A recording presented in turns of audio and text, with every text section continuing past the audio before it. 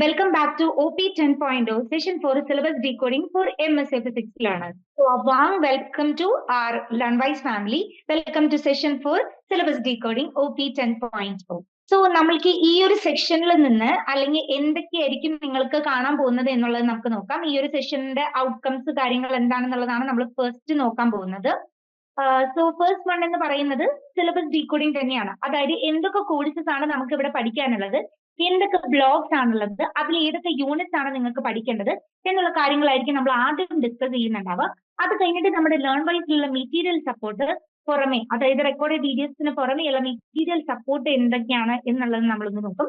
പിന്നെ will build the time line clarity, അതായത് assignment എപ്പോഴായിരിക്കും, exam എപ്പോഴായിരിക്കും, study slots എപ്പോഴായിരിക്കും, ഇങ്ങനത്തെ കാര്യങ്ങൾ നമ്മൾ നോക്കുന്നുണ്ടാവും. അതുപോലെ തന്നെ അഡ്വാൻസ്ഡ് ആയിട്ടുള്ള സപ്പോർട്ട്സ്, നമ്മുടെ എക്സാം സ്പെഷ്യലൈസിനെ പറ്റിയിട്ട്, മോഡൽ എക്സാംസിനെ പറ്റിയിട്ട്, ഹാപ്പിനെസ് അംബാസിഡർ സെഷൻസിനെ പറ്റിയിട്ട്, അതിനെ പറ്റിയിട്ടുള്ള ഒരു ക്ലിയർ അണ്ടർസ്റ്റാൻഡിങ് നമ്മൾ ഇതിനകത്ത് കൂടെ മേക്ക് ചെയ്യുന്നതായിരിക്കും. അറ്റ് ലാസ്റ്റ് എല്ലാ സെഷനിലെയും പോലെ തന്നെ നമ്മൾ ഒരു ആക്ഷൻ ടാസ്ക് നമ്മൾ ഇൻട്രൊഡ്യൂസ് ചെയ്യുന്നതായിരിക്കും. ഓക്കെ, ഇനി ഇഗ്നോയുടെ സിലബസിനെ പറ്റി പറയുകയാണെങ്കിൽ ഇഗ്നോയുടെ സിലബസിന് 5 ലെയേഴ്സ് ആണുള്ളത്. എന്തൊക്കെയാണ് ആ 5 ലെയേഴ്സ് എന്ന് പറയുന്നത്? First one is program. നിങ്ങളുടെ പ്രോഗ്രാം ഐദർ ഇയർ വൈസ് ആയിരിക്കും അല്ലെങ്കിൽ സെമസ്റ്റർ ബേസ്ഡ് ആയിരിക്കും. ഇപ്പൊ ഫിസിക്സ് ലേണേഴ്സിന്റെ കാര്യം നോക്കുമ്പോഴത്തേക്കും സെമസ്റ്റർ ബേസ്ഡ് ആണ് നിങ്ങൾ പഠിക്കുന്നത് എന്നുണ്ടെങ്കിലും ഇയർ വൈസ് ആണ് നിങ്ങൾക്ക് എക്സാമും രജിസ്ട്രേഷനും റീ രജിസ്ട്രേഷനും എല്ലാ പരിപാടിയും വരുന്നത് ഇയർ വൈസ് ആണ്. അപ്പോൾ ഒരു വർഷത്തിന് ശേഷം മാത്രമേ നിങ്ങൾക്ക് എക്സാം എക്സ്പെക്ട് ചെയ്യാനായിട്ട് പറ്റുള്ളൂ. So we are directly focusing on to the first year. ഇതിൽ ഫസ്റ്റ് ഇയറിന്റെ സിലബസ് ആയിരിക്കും നമ്മൾ ഡീകോഡ് ചെയ്യേണ്ടതായിട്ട് വരുന്നുണ്ടാവും. ഇനി ഓരോ കോഴ്സസ് ബ്ലോക്സ് എന്തൊക്കെയാണെന്നുള്ളത്, ഓരോ കോഴ്സിന്റെ ടൈറ്റിൽ നിങ്ങൾ ശ്രദ്ധിച്ചാൽ മനസ്സിലാവും. നിങ്ങൾക്ക് MTS 001, MTS 002, MTS 003 അങ്ങനെ പറഞ്ഞിട്ടുള്ള ഓരോ കോഡുകൾ കൊടുത്തിട്ടുണ്ടാവും. പിന്നെ ഓരോ ടൈറ്റിൽസ് കൊടുത്തിട്ടുണ്ടാവും. Like Lagrangian principle, Hamiltonian principle എന്നൊക്കെ പറഞ്ഞിട്ടുള്ള കുറെ കോഴ്സ് ടൈറ്റിൽസും കൊടുത്തിട്ടുണ്ടാവും. എന്തൊക്കെയാണത്, എന്താണ് അതിന്റെ റെലവൻസ്, അങ്ങനത്തെ കാര്യങ്ങളൊക്കെ ആയിരിക്കും നമ്മൾ അതിനകത്ത് നോക്കുന്നുണ്ടാവും. പിന്നെ അടുത്തതെന്ന് പറയുന്നത് യൂണിറ്റ്സ് ആണ്. അതായത് നമ്മൾ SLM യൂണിറ്റ്സ് എന്ന് പറഞ്ഞ് കൊടുത്തിരിക്കുന്നത് നമ്മുടെ ലേൺ വൈസിൽ നമ്മൾ ലെസൺസ് ആയിട്ടാണ് കൊടുത്തിരിക്കുന്നത്. അതായത് യൂണിറ്റ് മാപ്പിംഗ് നമുക്ക് മെയിൻറ്റെയിൻ ചെയ്യാനായിട്ട്. പിന്നെ അടുത്തതെന്ന് പറയുന്നത് അസൈൻമെന്റ്സും ടെർമിനൽ എക്സാമിനേഷനും പറ്റിയിട്ടുള്ളതാണ്. എക്സാക്ട് ആയിട്ടുള്ള പ്രോഗ്രാം ഗൈഡിലുള്ള റൂൾസ് കാര്യങ്ങളൊക്കെ നമ്മുടെ പ്രോഗ്രാം ഗൈഡിൽ അവൈലബിൾ ആണ്. അതല്ലാതെ നോക്കുകയാണെന്നുണ്ടെങ്കിൽ നിങ്ങൾക്ക് കുറച്ചും കൂടെ ഈ പറഞ്ഞതുപോലെ ഇതിൽ നിന്ന് നിങ്ങൾക്ക് ഒരു ഐഡിയ കിട്ടും. അപ്പൊ നമ്മൾ ഫസ്റ്റ് ഇയറിന്റെ സിലബസ് ആണ് നമ്മൾ ഡീകോഡ് ചെയ്യാൻ പോകുന്നത്. നമുക്ക് അതിലേക്ക് ഡയറക്റ്റ് നമുക്ക് ഇതാക്കാം. അപ്പൊ നമ്മളൊരു ബിഗ് പിക്ചറിൽ MSc ഫിസിക്സിനെ നമ്മൾ കാണുകയാണെന്നുണ്ടെങ്കിൽ നിങ്ങളുടെ ഇതൊരു 2 ഇയർ പ്രോഗ്രാം ആണ്. 4 ഇയേഴ്സ് കൊണ്ട് കംപ്ലീറ്റ് ചെയ്യാനായിട്ട് പറ്റും. അതുപോലെ ഇയർ 1 എന്ന് പറയുന്നതായിരിക്കും നമ്മൾ ഇവിടെ ഫോക്കസ് ചെയ്തിട്ട് നമ്മൾ ഡീകോഡ് ചെയ്യുന്നുണ്ടാവാം. So tell me one single course, അതായത് നിങ്ങൾക്ക് ഇപ്പൊ കുറെ കോഴ്സസ് ഇല്ലേ, ക്വാണ്ടം മെക്കാനിക്സ് ഉണ്ട്, ഇലക്ട്രോണിക്സ് ഉണ്ട്, ഇലക്ട്രോ മാഗ്നറ്റിക് തിയറി ഉണ്ട്, ക്ലാസിക്കൽ ഇലക്ട്രോ ഡൈനാമിക്സ് ഉണ്ട്, അങ്ങനെ കുറെ പേപ്പേഴ്സ് വരുന്നുണ്ട്. അതിൽ ഏത് പേപ്പറാണ് നിങ്ങളെ ഏറ്റവും കൂടുതൽ എക്സൈറ്റ് ചെയ്യിപ്പിച്ചത് എന്നുള്ളത് നിങ്ങൾ ചാറ്റ് ബോക്സിൽ ഒന്ന് റെസ്പോണ്ട് ചെയ്യണേ. ഏതൊക്കെ പേപ്പേഴ്സ് ആണ് നിങ്ങൾക്ക് അങ്ങനെ തോന്നിയിട്ടുള്ളത്, അതായത് നിങ്ങൾക്ക് തോന്നൂല്ലേ ഈ പേപ്പർ കുറച്ചും കൂടെ എക്സൈറ്റിംഗ് ആയിട്ടുള്ള ഒരു പേപ്പർ ആയിരിക്കും, ഇതിൽ എന്താ പഠിക്കാൻ പോകുന്നത്, പഠിപ്പിക്കുന്നത് എന്നുള്ള കാര്യങ്ങൾ അറിയണമെന്ന് തോന്നില്ല. ആ പേപ്പർ ഏതാണെന്നുള്ളത് നിങ്ങളൊന്ന് ഐദർ കോഴ്സ് കോഡ് നിങ്ങൾക്ക് മെൻഷൻ ചെയ്യാം, അല്ലാന്നുണ്ടെങ്കിൽ പ്രോഗ്രാമിന്റെ പേര്. ഇപ്പൊ ക്വാണ്ടം മെക്കാനിക്സ് ആണെങ്കിൽ QNO, ഇലക്ട്രോണിക്സ് ആണെന്നുണ്ടെങ്കിൽ ETC അങ്ങനെ എന്തെങ്കിലുമൊക്കെ ഒരു കോഡ് നിങ്ങൾ ചാറ്റ് ബോക്സിൽ ഒന്ന് റെസ്പോണ്ട് ചെയ്യണേ. സോ നമ്മൾ സിലബസ് ഡീകോഡിംഗിലേക്ക് കിടക്കാണ്. ഫസ്റ്റ് ഇയറിന്റെ സിലബസ് നമ്മൾ നോക്കുകയാണെങ്കിൽ MSc PH എന്ന് പറയുന്നതാണ് നമ്മുടെ പ്രോഗ്രാം കോഡ് എന്ന് പറയുന്നത്. അപ്പൊ നോക്കുമ്പോഴത്തേക്കും നമുക്ക് ഫസ്റ്റ് ഇതില് application of mathematics and physics, okay, mathematical physics ആണ്. പിന്നെ classical mechanics, okay, classical mechanics പഠിച്ചു തുടങ്ങിയത് കൊണ്ടായിരിക്കാം ക്ലാസിക്കൽ മെക്കാനിക്സ് കുറച്ചും കൂടെ എക്സൈറ്റിംഗ് ആയിട്ട് തോന്നിയത് അല്ലേ. അതിലും എക്സൈറ്റിംഗ് ആയിട്ടുള്ള പേപ്പേഴ്സ് വരുന്നുണ്ട് കേട്ടോ. ഓക്കെ, നമുക്ക് നോക്കാം എന്തൊക്കെയാണ് പേപ്പേഴ്സ് എന്നുള്ളത്. സോ ഫസ്റ്റ് ഇയറിൽ നമ്മൾ നോക്കുമ്പോഴത്തേക്കും ഇത്ര പേപ്പേഴ്സ് ആണ് നമുക്ക് വരുന്നത്. 1, 2, 3, 4, 5, 6, 7 and 8 പേപ്പേഴ്സ് ആണ് നിങ്ങൾക്ക് വരുന്നത്. 8 തിയറി പേപ്പറും 2 ലബോറട്ടറി പേപ്പേഴ്സ് ആണ് നിങ്ങൾക്ക് വരുന്നത്. സോ ഈച്ച് വൺ നോക്കുമ്പോൾ MTS 001, MTS 002, 003, 4, 5, 6, 7 and 8 അങ്ങനെയാണ് അതിന്റെ കോഴ്സ് കോഡ് കൊടുത്തിരിക്കുന്നത്. ഇതെല്ലാം ഫുള്ളി നമുക്ക് ഇവിടെ അവൈലബിൾ ആണ്. നിങ്ങൾ നോക്കുമ്പോഴത്തേക്കും ഇവിടെ ക്രെഡിറ്റ്സ് ഡിഫറെന്റ് ആയിട്ടായിരിക്കും കൊടുത്തിട്ടുണ്ടാവാം. എന്തുകൊണ്ട് ക്രെഡിറ്റ്സ് ഡിഫറെന്റ് എന്ന് പറഞ്ഞാൽ ഒരു പെർട്ടിക്കുലർ പ്രോഗ്രാമിന്റെ ഒരു വെയിറ്റേജ് ആണ് ഈ ക്രെഡിറ്റ് കൊണ്ട് നമ്മൾ ഉദ്ദേശിക്കുന്നത്. 4 ക്രെഡിറ്റ് പേപ്പർ ആണെന്നുണ്ടെങ്കിൽ 1 credit is equal to 30 study hours എന്നാണ് പറയുന്നത്. അപ്പൊ ഒരു പേപ്പർ 1 ക്രെഡിറ്റ് പേപ്പർ ആണെന്നുണ്ടെങ്കിൽ നമ്മൾ 30 സ്റ്റഡി അവേഴ്സ് ആണെന്നുണ്ടെങ്കിൽ 4 ക്രെഡിറ്റ് പേപ്പർ എത്രയായിരിക്കും? 4 into 30 സ്റ്റഡി അവേഴ്സ് ആയിരിക്കും നിങ്ങൾ അവിടെ എന്താ പറയാ ഇൻപുട്ട് ചെയ്ത് കൊടുക്കുന്നത്. ഇപ്പൊ നിങ്ങൾ പഠിക്കേണ്ട അവറിനേക്കാൾ കൂടുതൽ ആ സബ്ജക്റ്റിന്റെ വെയിറ്റേജിനെ പറ്റിയിട്ടാണ് പറയുന്നത്. ക്രെഡിറ്റ്സിൽ വേറെയും കൂടെ ഒരു ഹിഡൻ ആയിട്ടുള്ള ഒരു സംഭവം എന്താന്ന് വെച്ച് കഴിഞ്ഞാൽ 2 ക്രെഡിറ്റ് പേപ്പർ ചിലപ്പോൾ 25 മാർക്സിലാണെന്നുണ്ടെങ്കിൽ 4 ക്രെഡിറ്റ് പേപ്പർ ടോട്ടൽ 50 മാർക്സിലായിരിക്കും വരുന്നുണ്ടാവുക. അതാണ് അതിന്റെ ഒരു ഡിഫറൻസ് വരുന്നത്. അതനുസരിച്ചിട്ടുള്ള നമ്മുടെ ഈ എന്താ പറയുക പാസ് പെർസെന്റേജും ഡിഫറെന്റ് ആയിരിക്കും. ഓക്കെ, 40% തന്നെയാണ്, പക്ഷെ പാസ് പെർസെന്റേജ് ചെറിയൊരു ഡിഫറൻസ് വരുന്നുണ്ടാവും. സോ ഫസ്റ്റ് പേപ്പർ എന്ന് പറയുന്നത് mathematical methods in physics, then classical mechanics 1, electromagnetic theory, quantum mechanics 1, electronics, classical mechanics 2, classical electrodynamics and quantum mechanics 2, general physical laboratory and electronics laboratory. അതായത് general physics electronics ആണ് നിങ്ങൾക്ക് 2 lab ചെയ്യാനായിട്ടുള്ളത്. അതും 4 credits വെച്ചിട്ട് 8 credits വരുന്ന പേപ്പറാണ്. നമ്മൾ അതത് study സെന്ററിൽ പോയിട്ടായിരിക്കും നിങ്ങൾ ചെയ്യുന്നുണ്ടാവുക. ഇനി അതിനുശേഷം വരുന്ന ടോപ്പിക്സ് എന്ന് പറയുന്നത് ഇതിൽ കുറച്ച് ടോപ്പിക്സ് ഇലക്ടീവ് ടോപ്പിക്സ് ആണ്. ഇതിൽ ഇത്രയും തിയറി പേപ്പർ നിങ്ങൾക്ക് പഠിക്കാനുള്ളതല്ല. ഇത് തേർഡ് സെമ്മിലും ഫോർത്ത് സെമ്മിലും കൂടെ ഇത് കുറച്ചൊക്കെ ഇലക്ടീവ് പേപ്പേഴ്സ് ആണ്. ഈ എലമെന്റ്സ് ഓഫ് റിയാക്ടർ ഫിസിക്സ്, അതുപോലെ തന്നെ atomic and molecular physics, nuclear physics, nano physics എന്നൊക്കെ പറയുന്നത് ഈ കൊടുത്തിരിക്കുന്നുണ്ടോ, ഈ എന്ന് കൊടുത്താൽ ഇലക്ടീവ് പേപ്പേഴ്സ് ആണ്. മേ ബി അത് നിങ്ങൾക്ക് 2 പേപ്പേഴ്സ് പഠിക്കേണ്ടി വരും, അല്ലെങ്കിൽ ഒരു പേപ്പേഴ്സ് പഠിക്കേണ്ടി വരും. അങ്ങനെയാണ് ഇലക്ടീവിന്റെ സെലക്ഷൻ വരുന്നത്. സോ ഫസ്റ്റ് വൺ ഇതിൽ MTH 011 എന്ന് പറയുന്നത് സ്റ്റാറ്റിസ്റ്റിക്കൽ മെക്കാനിക്സ് ആണ്. Condensed matter, optics, computational physics, material science, elements of reactor physics, atomic and molecular physics, nuclear and particle physics, nano science and computationന്റെ ഒരു ലാബോറട്ടറി ആണ് നിങ്ങൾക്ക് ചെയ്യാനുള്ളത്. അതായത് വരുമ്പോഴത്തേക്കും മൈക്രോ പ്രൊസസർ, മൈക്രോ കൺട്രോളർ എന്നൊക്കെ പറഞ്ഞിട്ടുള്ള കുറച്ച് കാര്യങ്ങളൊക്കെ ഡിസ്കസ് ചെയ്യുന്നത് ഈ ഒരു പേപ്പറിലായിരിക്കും. അതിന്റെ ലാബായിരിക്കും. അത് കമ്പാരിറ്റീവ്ലി നോക്കുമ്പോൾ കുറച്ച് ഒരു ബുദ്ധിമുട്ടുള്ളതാണ്. ഭയങ്കര ബുദ്ധിമുട്ടല്ല, ബട്ട് കമ്പ്യൂട്ടർ റിലേറ്റ് ചെയ്ത് വരുന്ന ഒരു പേപ്പറാണ്. പക്ഷെ അത് പ്രിമിറ്റീവ് കമ്പ്യൂട്ടേഴ്സ് ആണ് നമ്മൾ യൂസ് ചെയ്യുന്നത്. കമ്പ്യൂട്ടേഴ്സിന് മുമ്പുള്ള നമ്മുടെ മൈക്രോ കൺട്രോളർ ഒക്കെയാണ് ഇതിനകത്ത് പഠിക്കുന്നത്. So what ever it is ആണ് നമുക്ക് നോക്കാം. അപ്പൊ നമുക്ക് ഇനി ഓരോ പേപ്പേഴ്സിൽ എന്തൊക്കെയാ പഠിക്കാനുള്ളത് നോക്കാം. First one is MTH 001 mathematical methods in physics എന്ന് പറയുന്ന പേപ്പറാണ്. അപ്പൊ പാർഷ്യൽ ഡിഫറൻഷ്യൽ ഇക്വേഷൻ ബ്ലോക്ക് 1 നമ്മൾ പഠിക്കാൻ പോകുന്നത് partial differential equation and special functions ആണ്. സോ പാർഷ്യൽ ഡിഫറൻഷ്യൽ ഇക്വേഷൻ എന്ന് പറയുന്നത് എന്താ, ODE ഫംഗ്ഷൻസ് ഇല്ലേ, ordinary differential equation, partial differential equation, doe by Dr x, doe by doe t എന്നൊക്കെ പറയുന്നത്, അതൊക്കെയാണ് നമ്മൾ ഇതിനകത്ത് നോക്കുന്നുണ്ടാവുക. അത് കഴിഞ്ഞിട്ട് നമ്മൾ പെർട്ടിക്കുലർ ആയിട്ടുള്ള partial differential equations in physics, normal ആയിട്ടുള്ള പാർഷ്യൽ ഡിഫറൻഷ്യൽ ഇക്വേഷൻസ് ഫിസിക്സിൽ നമ്മൾ യൂസ് ചെയ്യുന്നത് നോക്കും. പിന്നെയുള്ളത് സ്പെഷ്യൽ ഫംഗ്ഷൻസ് ആണ്. Bessel function, special function 1, special function 2, Laguerre polynomial, Legendre polynomial, Bessel functions, പിന്നെ അങ്ങനെയുള്ള കുറെ സ്പെഷ്യൽ ഫംഗ്ഷൻസ് ഉണ്ട്. അത് ഇത് കമ്പാരിറ്റീവ്ലി കുറച്ചും കൂടെ ഡിഫറെന്റ് ആയിട്ടുള്ള ഒരു പേപ്പറാണ്. ടഫാണോ ചോദിച്ചു കഴിഞ്ഞു കഴിഞ്ഞാൽ അണ്ടർസ്റ്റാൻഡ് ചെയ്യാൻ കുറച്ച് ബുദ്ധിമുട്ടാണ്. പക്ഷെ ഇതിന്റെ ഒരു പരിപാടി നമുക്ക് കിട്ടിക്കഴിഞ്ഞാൽ ഭയങ്കര എളുപ്പമാണ്. കാരണം എന്താണെന്ന് വെച്ച് കഴിഞ്ഞാൽ ഒരു ഫംഗ്ഷനെ ഇൻട്രൊഡ്യൂസ് ചെയ്യുക, അതിന്റെ എന്താ പറയാ ഡിഫറൻഷ്യൽ ഫംഗ്ഷൻ നമ്മൾ എഴുതുക, പിന്നെ അതിന് ആൻസർ എഴുതുക, അത്ര മാത്രമേ വരുന്നുള്ളൂ അതിനകത്ത്. എന്തുകൊണ്ട് ഈ മാത്തമാറ്റിക്കൽ മെത്തേഡ്സ് പഠിക്കുന്നു എന്ന് പറഞ്ഞു കഴിഞ്ഞാൽ ക്വാണ്ടം മെക്കാനിക്സിലും പിന്നെ അതുപോലെ തന്നെ ഇലക്ട്രോമാഗ്നറ്റിക് തിയറിയിലൊക്കെ ചില സമയത്ത് നമ്മൾ സ്പെഷ്യൽ ഫംഗ്ഷൻസ് യൂസ് ചെയ്യാറുണ്ട്. ഫിസിക്സിൽ സ്പെഷ്യൽ ഫംഗ്ഷൻസ് ഇല്ലാതെ നമുക്ക് പഠിക്കാനായിട്ട് പറ്റത്തില്ല. അപ്പൊ അതിന്റെ ഒരു പേപ്പറാണ് ബ്ലോക്ക് 1 എന്ന് പറയുന്നത്. Next is block 2, vector spaces, matrices and tensors. Vector spaces, matrices 1, matrices 2 and tensors. ഇത് എന്ന് പറയുന്നത് നമ്മുടെ വെക്ടർ സ്പേസസ് വരുന്നതാണ്. മെട്രിക്സ് സോൾവിംഗ് ഇല്ലേ, അതായത് സ്ക്വയർ മെട്രിക്സ് ഒക്കെ സോൾവ് ചെയ്യുന്നത്, eigenvalues, eigenvector, special functions എന്നൊക്കെ പറഞ്ഞിട്ട് മെട്രിക്സ് സോൾവ് ചെയ്യില്ലേ, അതൊക്കെയാണ് ഇതിനകത്ത് വരുന്നത്. പിന്നെ ടെൻസേഴ്സ് ഉണ്ട്. ടെൻസേഴ്സ് എന്ന് പറയുന്നത് അത് വേറൊരു സംഭവമാണ്. 5th degree tensor, 2 degree tensor എന്നൊക്കെ പറയുന്നത്. അതായത് സിമ്പിൾ ആയിട്ട് ഇപ്പൊ നമുക്ക് ടെൻസറിനെ പറഞ്ഞു തരാന്ന് വെച്ച് കഴിഞ്ഞാൽ, ഒരു vector can also be treated as A tensor of order 1, order 2 എന്നൊക്കെ പറഞ്ഞിട്ട് ഇതൊക്കെ റിലേറ്റ് ചെയ്ത് വരുന്നതാണ്. ഈ 2 ടോപ്പിക്സ് പഠിച്ചു കഴിയുമ്പോഴത്തേക്കും നിങ്ങൾക്ക് അതിലൊരു അണ്ടർസ്റ്റാൻഡിങ് വരും എന്താണ് ടെൻസർ എന്നൊക്കെ പറയുന്നത്. ഓക്കെ, പിന്നെ കോംപ്ലക്സ് അനാലിസിസ് ആണ്. Functions of complex variable, analyticity, complex integration, residue theorem and its application. നമ്മുടെ ബേസിക് ആയിട്ടുള്ള കോംപ്ലക്സ് തിയറീസ് ആണ്. നമ്മുടെ Z=A+IB എന്ന് പറഞ്ഞിട്ട് നമ്മൾ കോംപ്ലക്സ് ഇക്വേഷൻ എഴുതില്ലേ, ആ കോംപ്ലക്സ് ഇക്വേഷന്റെ റെസിഡ്യൂവൽ തിയറം നമ്മൾ പഠിക്കണം. പിന്നെ അനാലിസിറ്റി, അതായത് do by do u do d by Dr x എന്നൊക്കെ പറഞ്ഞിട്ട് നമ്മൾ പഠിക്കും.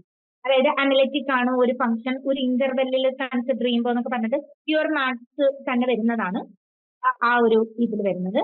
പിന്നെ Fourier and Laplace transformation, Fourier transformation, Laplace transformation and application of force. Fourier transformation നമ്മൾ പഠിച്ചിട്ടുണ്ടല്ലോ, sigma n=1 to 0 infinity sin x plus cos x എന്ന് പറഞ്ഞിട്ട് നമ്മൾ ഫൂറിയർ സീരീസ് ആയിട്ട് നമ്മൾ എഴുതില്ല. അതായത് ഒരു ഫംഗ്ഷനെ നമുക്ക് എക്സ്പ്രസ് ചെയ്യാൻ വേണ്ടിയിട്ട്, ഒരു വേവ് ഫംഗ്ഷൻ എക്സ്പ്രസ് ചെയ്യാനായിട്ട് ഏറ്റവും എളുപ്പം ഒരു ഫൂറിയർ സീരീസിൽ നമ്മൾ എക്സ്പ്ലെയിൻ ചെയ്യുന്നതാണ്. പിന്നെ നമ്മുടെ ലാപ്ലേസ് ട്രാൻസ്ഫോർമേഷൻ, അതായത് അതും ഭയങ്കര രസമാണ് അത് പഠിക്കാനായിട്ട്. ഈ ഫൊറിയറും ലാപ്ലേസും നമ്മൾ ബ്ലോക്ക് 1 കൺസിഡർ ചെയ്യുമ്പോഴത്തേനും നിങ്ങൾക്ക് ബ്ലോക്ക് 3 ബ്ലോക്ക് 4 പഠിച്ചാൽ തന്നെ കുറച്ചും കൂടെ മാർക്ക് കിട്ടും. അത് മാത്രം പഠിച്ചിട്ട് പോരുത്. ഇപ്പൊ ഞാൻ പറഞ്ഞു ഇത് മാത്രം പഠിക്കാന്ന് പറഞ്ഞാൽ അത് മാത്രം പഠിച്ചിട്ട് പോരുത്. എങ്കിലും കമ്പാരിറ്റീവ്ലി കുറച്ചും കൂടെ എളുപ്പമുള്ള ഒരു സൈഡാണ് ഇത്. അത് എന്റെ പോയിന്റ് ഓഫ് വ്യൂ ആണ്. നിങ്ങൾക്ക് അത് മാറുന്നതായിരിക്കും. ചിലവർക്ക് നല്ല രീതിക്ക് ഈ മറ്റേ സ്പെഷ്യൽ ഫംഗ്ഷൻ ഒക്കെ സോൾവ് ചെയ്യാൻ അറിയുന്ന ആൾക്കാരുണ്ടാവും കേട്ടോ. അങ്ങനെ ചാൻസസ് ഉണ്ട്. ഇനി ബ്ലോക്ക് 5 എന്ന് പറയുന്നത് ഗ്രൂപ്പ് തിയറിയാണ്. Set mapping, group matrix representation, continuous group, SO2 group, SO3 group എന്നൊക്കെ പറഞ്ഞിട്ട് ഗ്രൂപ്പ് ട്രാൻസ്ഫോർമേഷൻ ആണ്. അതായത് നമുക്കിപ്പം ഇപ്പൊ എക്സാമ്പിൾ പറയുകയാണെന്നുണ്ടെങ്കിൽ നമുക്കൊരു ഡിഫറെന്റ് സെറ്റ് ഓഫ് ആയിട്ടുള്ള ഒരു കോർഡിനേറ്റ്സ് തന്നിട്ടുണ്ട്, അല്ലെങ്കിൽ ഡിഫറെന്റ് സെറ്റ് ഓഫ് സിസ്റ്റംസ് തന്നിട്ടുണ്ട് എന്നുണ്ടെങ്കിൽ മെട്രിക്സിൽ സോൾവ് ചെയ്യുന്നതിനേക്കാളും എളുപ്പം നമുക്കത് ഗ്രൂപ്പിൽ സോൾവ് ചെയ്യാൻ വേണ്ടിയിട്ടാണ്. ഒരു ഇതിൽ നിന്ന് വേറൊരു സിസ്റ്റത്തിലേക്ക് അത് മാറി, അല്ലെങ്കിൽ വേറൊരു സിസ്റ്റത്തിൽ നിന്ന് മറ്റൊരു സിസ്റ്റത്തിലേക്ക് ഇന്റർചേഞ്ച് ചെയ്തു എന്നൊക്കെ പറയുന്നത് മാത്തമാറ്റിക്കലി നമ്മൾ റെപ്രസെന്റ് ചെയ്യുക ഐദർ ടെൻസർ യൂസ് ചെയ്തിട്ട് അല്ലെങ്കിൽ ഗ്രൂപ്പ് തിയറി യൂസ് ചെയ്തിട്ടാണ്.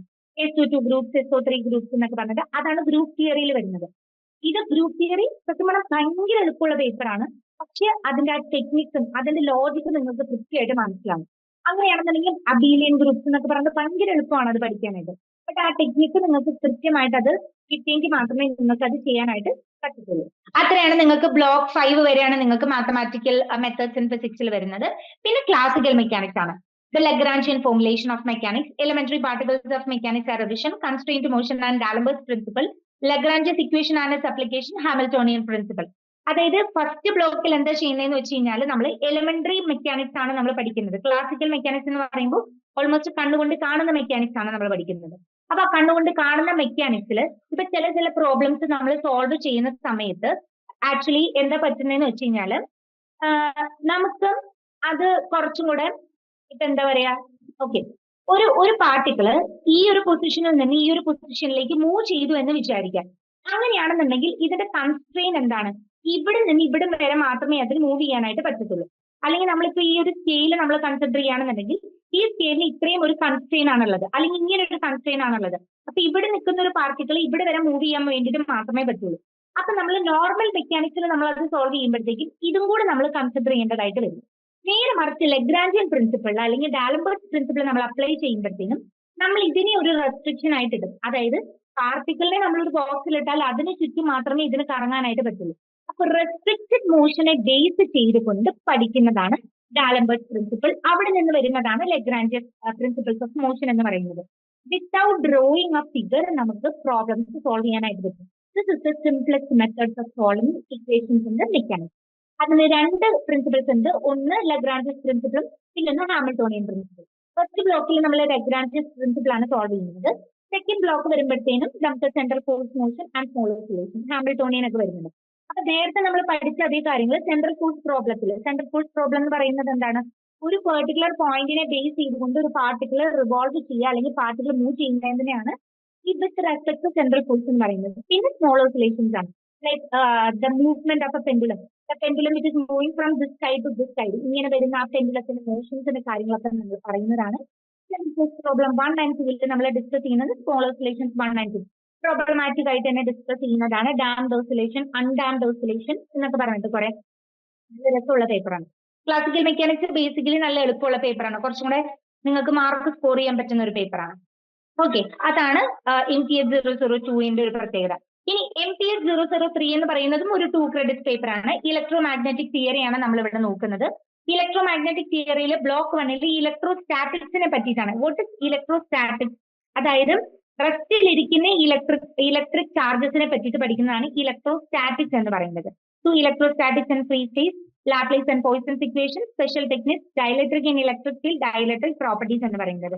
ഈ ഒരു പോർഷൻ കണ്ടോ, ലാപ്ലേസ് ആൻഡ് പോയ്സൺസ് ഇക്വേഷൻ. അതായത് ഇലക്ട്രോ സ്റ്റാറ്റിസ്റ്റിക്സിൽ ചില സമയത്തെങ്കിലും നമുക്ക് സ്പെഷ്യൽ ഫംഗ്ഷൻസ് യൂസ് ചെയ്യേണ്ടതായിട്ട് വരുന്നുണ്ട്. അതുകൊണ്ടാണ് നമ്മൾ മാത്തമാറ്റിക്കൽ പ്രിൻസിപ്പിളിൽ ഓൾറെഡി ലാപ്ലേസും പോയ്സൺസ് ഒക്കെ പഠിക്കുന്നത്. അതിവിടെ അപ്ലൈ ചെയ്യാൻ വേണ്ടിയിട്ടാണ്. അതായത് ഒരു ചാർജ്ഡ് പാർട്ടിക്കിളിന്റെ മോഷനെ പഠിക്കാൻ വേണ്ടിയിട്ട് നമ്മൾ യൂസ് ചെയ്യുന്ന സ്പെഷ്യൽ ടെക്നിക്സ് ഒക്കെ ഉണ്ട്.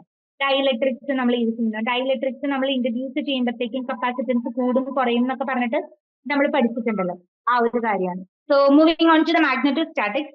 മാഗ്നറ്റോസ്റ്റാറ്റിക്സിൽ വരുമ്പോഴത്തേക്കും മാഗ്നറ്റിക് ഫീൽഡിന്റെ പ്രോപ്പർട്ടീസ് ആണ് പഠിക്കുന്നത്. അപ്പൊ ഒരു പാർട്ടിക്കിൾ ഇലക്ട്രിക് ഫീൽഡിൽ വെച്ചാലുള്ള അതിന്റെ പ്രോപ്പർട്ടീസും കാര്യങ്ങളും നമ്മൾ നോക്കിയിട്ടുണ്ടായിരുന്നത്. അപ്പൊ നമ്മൾ നെക്സ്റ്റ് നോക്കുന്നുണ്ടാവും മാഗ്നറ്റോസ്റ്റാറ്റിക്സ്. അതായത് റെസ്റ്റിൽ വെച്ചിരിക്കുന്ന മാഗ്നറ്റിന്റെ പ്രോപ്പർട്ടീസ് ആയിരിക്കും. Magnetic field, magnetic properties, ferro magnetism, electro magnetism എന്ന് പറയുന്നത്. ഇലക്ട്രിസിറ്റി മാഗ്നറ്റിസം ഒരുമിച്ച് വരുന്നത്. ഇത്രയേ ഉള്ളൂ നമ്മുടെ ഇലക്ട്രോ മാഗ്നറ്റിക് തിയറി. ഇത് സിമ്പിൾ ആയിട്ടുള്ള ഒരു പേപ്പറാണ്. ഓക്കെ, അപ്പം അതായത് ഒട്ടും ബേസ് ഇല്ലാത്ത ആൾക്കാർക്ക് വേണമെങ്കിൽ ഈ പേപ്പേഴ്സ് ഒക്കെ പഠിച്ചു കഴിഞ്ഞാൽ കുറച്ചും കൂടി ഒരു അണ്ടർസ്റ്റാൻഡിങ് കിട്ടും. പിന്നെ അടുത്തത് പറയുന്നത് MPH004 ക്വാണ്ടം മെക്കാനിക്സ് 1 എന്ന് പറയുന്ന പേപ്പറാണ്. ഇത് കുറച്ചും കൂടി ഇമ്പോർട്ടൻസ് ആയിട്ടുള്ള ഒരു പേപ്പറാണ്. ക്ലാസിക്കൽ മെക്കാനിക്സ് പഠിക്കുന്നതിൽ നമ്മൾ എന്താ നേക്കഡ് ഐസിൽ നമുക്ക് കാണാൻ പറ്റും പാർട്ടിക്കിളിന്റെ മോഷൻ. ക്വാണ്ടം മെക്കാനിക്സിലേക്ക് വരുമ്പോഴത്തേക്കും നമ്മൾ മൈക്രോ സ്പേസിലുള്ള പാർട്ടിക്കിൾസിനെ ആയിരിക്കും ഡീൽ ചെയ്യുന്നുണ്ടാവുക. So that is the introduction to the quantum mechanics. Phase particle duality, uncertainty principle and its consequences, Schrodinger equation and the observables and operators എന്ന് പറയുന്നത്. അതായത് നമ്മൾ ഇത്രയും നാളും വിചാരിച്ചിരുന്നത് ചില പാർട്ടിക്കിൾസിന് പാർട്ടിക്കിൾ നേച്ചർ മാത്രമേ ഉണ്ടാവുന്നുള്ളൂ. എന്തുകൊണ്ടാണെന്ന് വെച്ച് കഴിഞ്ഞാൽ അതിന്റെ വേവ് നേച്ചർ കാണാനായിട്ട് മാസീവ് ആയിട്ടുള്ള പാർട്ടിക്കിൾസ്. അതായത് ഇപ്പൊ ഞാൻ ഒരു സ്ഥലത്ത് നിന്ന് മറ്റൊരു സ്ഥലത്തേക്ക് ഓടുകയാണെന്ന് വിചാരിക്കുക, ഞാനൊരു മാസീവ് ആയിട്ടുള്ള പാർട്ടിക്കിൾ അല്ലേ. അപ്പൊ അങ്ങനെയാണ് എന്നുണ്ടെങ്കിൽ ഞാൻ പോകുന്നത് നിങ്ങൾക്ക് ഒരു പാർട്ടിക്കിൾ ആയിട്ട് എന്റെ പൊസിഷൻസ് നിങ്ങൾക്ക് കൃത്യമായിട്ട് മെഷർ ചെയ്യാനായിട്ട് പറ്റും. നേരെ മറിച്ച് ഒരു ലൈറ്റ് ഒരു പോയിന്റിൽ നിന്ന് ഒരു മറ്റു പോയിന്റിലേക്ക് പോവാണെന്നുണ്ടെങ്കിൽ നിങ്ങൾ എങ്ങനെ കാണുന്ന അതിനെ വേവ്സ് ആയിട്ടായിരിക്കും കാണുന്നുണ്ടാവുക, അല്ലെങ്കിൽ ഒരു എന്താ പറയുക ഒരു ഇന്റർഫറൻസ് പാറ്റേൺ പോലെ ആയിരിക്കും നിങ്ങൾ കാണുന്നുണ്ടാവുക. ഇതുപോലെ തന്നെ എല്ലാ പാർട്ടിക്കിളിനും വേവ് നേച്ചറും ഉണ്ട്, പാർട്ടിക്കൽ നേച്ചറുണ്ട് എന്ന് establish ചെയ്തിരിക്കുന്നതാണ് wave particle duality.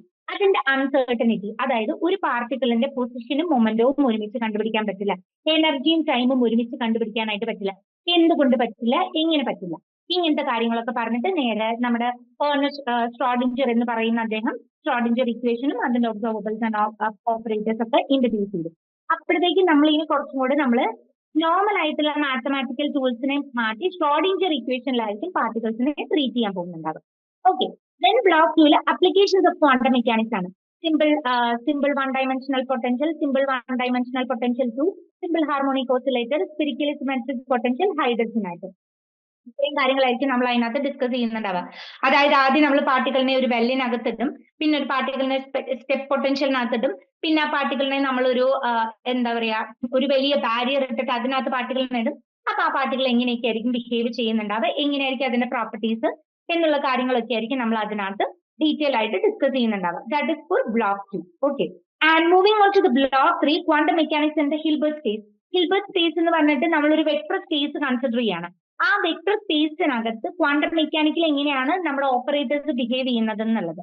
State vectors and linear operators, observables and quantum dynamics, simple harmonic oscillators, angular momentum, spin angular momentum എന്ന് പറയുന്ന ആംഗുലർ മൊമെന്റം തന്നെയുണ്ട്. അത് അതായത് ഒരു പാർട്ടിക്കിൾ ഇങ്ങനെ കറങ്ങുന്നുണ്ടാവും, അതുപോലെ തന്നെ ഇങ്ങനെയും കറങ്ങുന്നുണ്ടാവും, നമ്മുടെ ഏർത്ത് കറങ്ങുന്നത് പോലെ in its on axis and also it is rounding around the particular system എന്നുള്ളത്.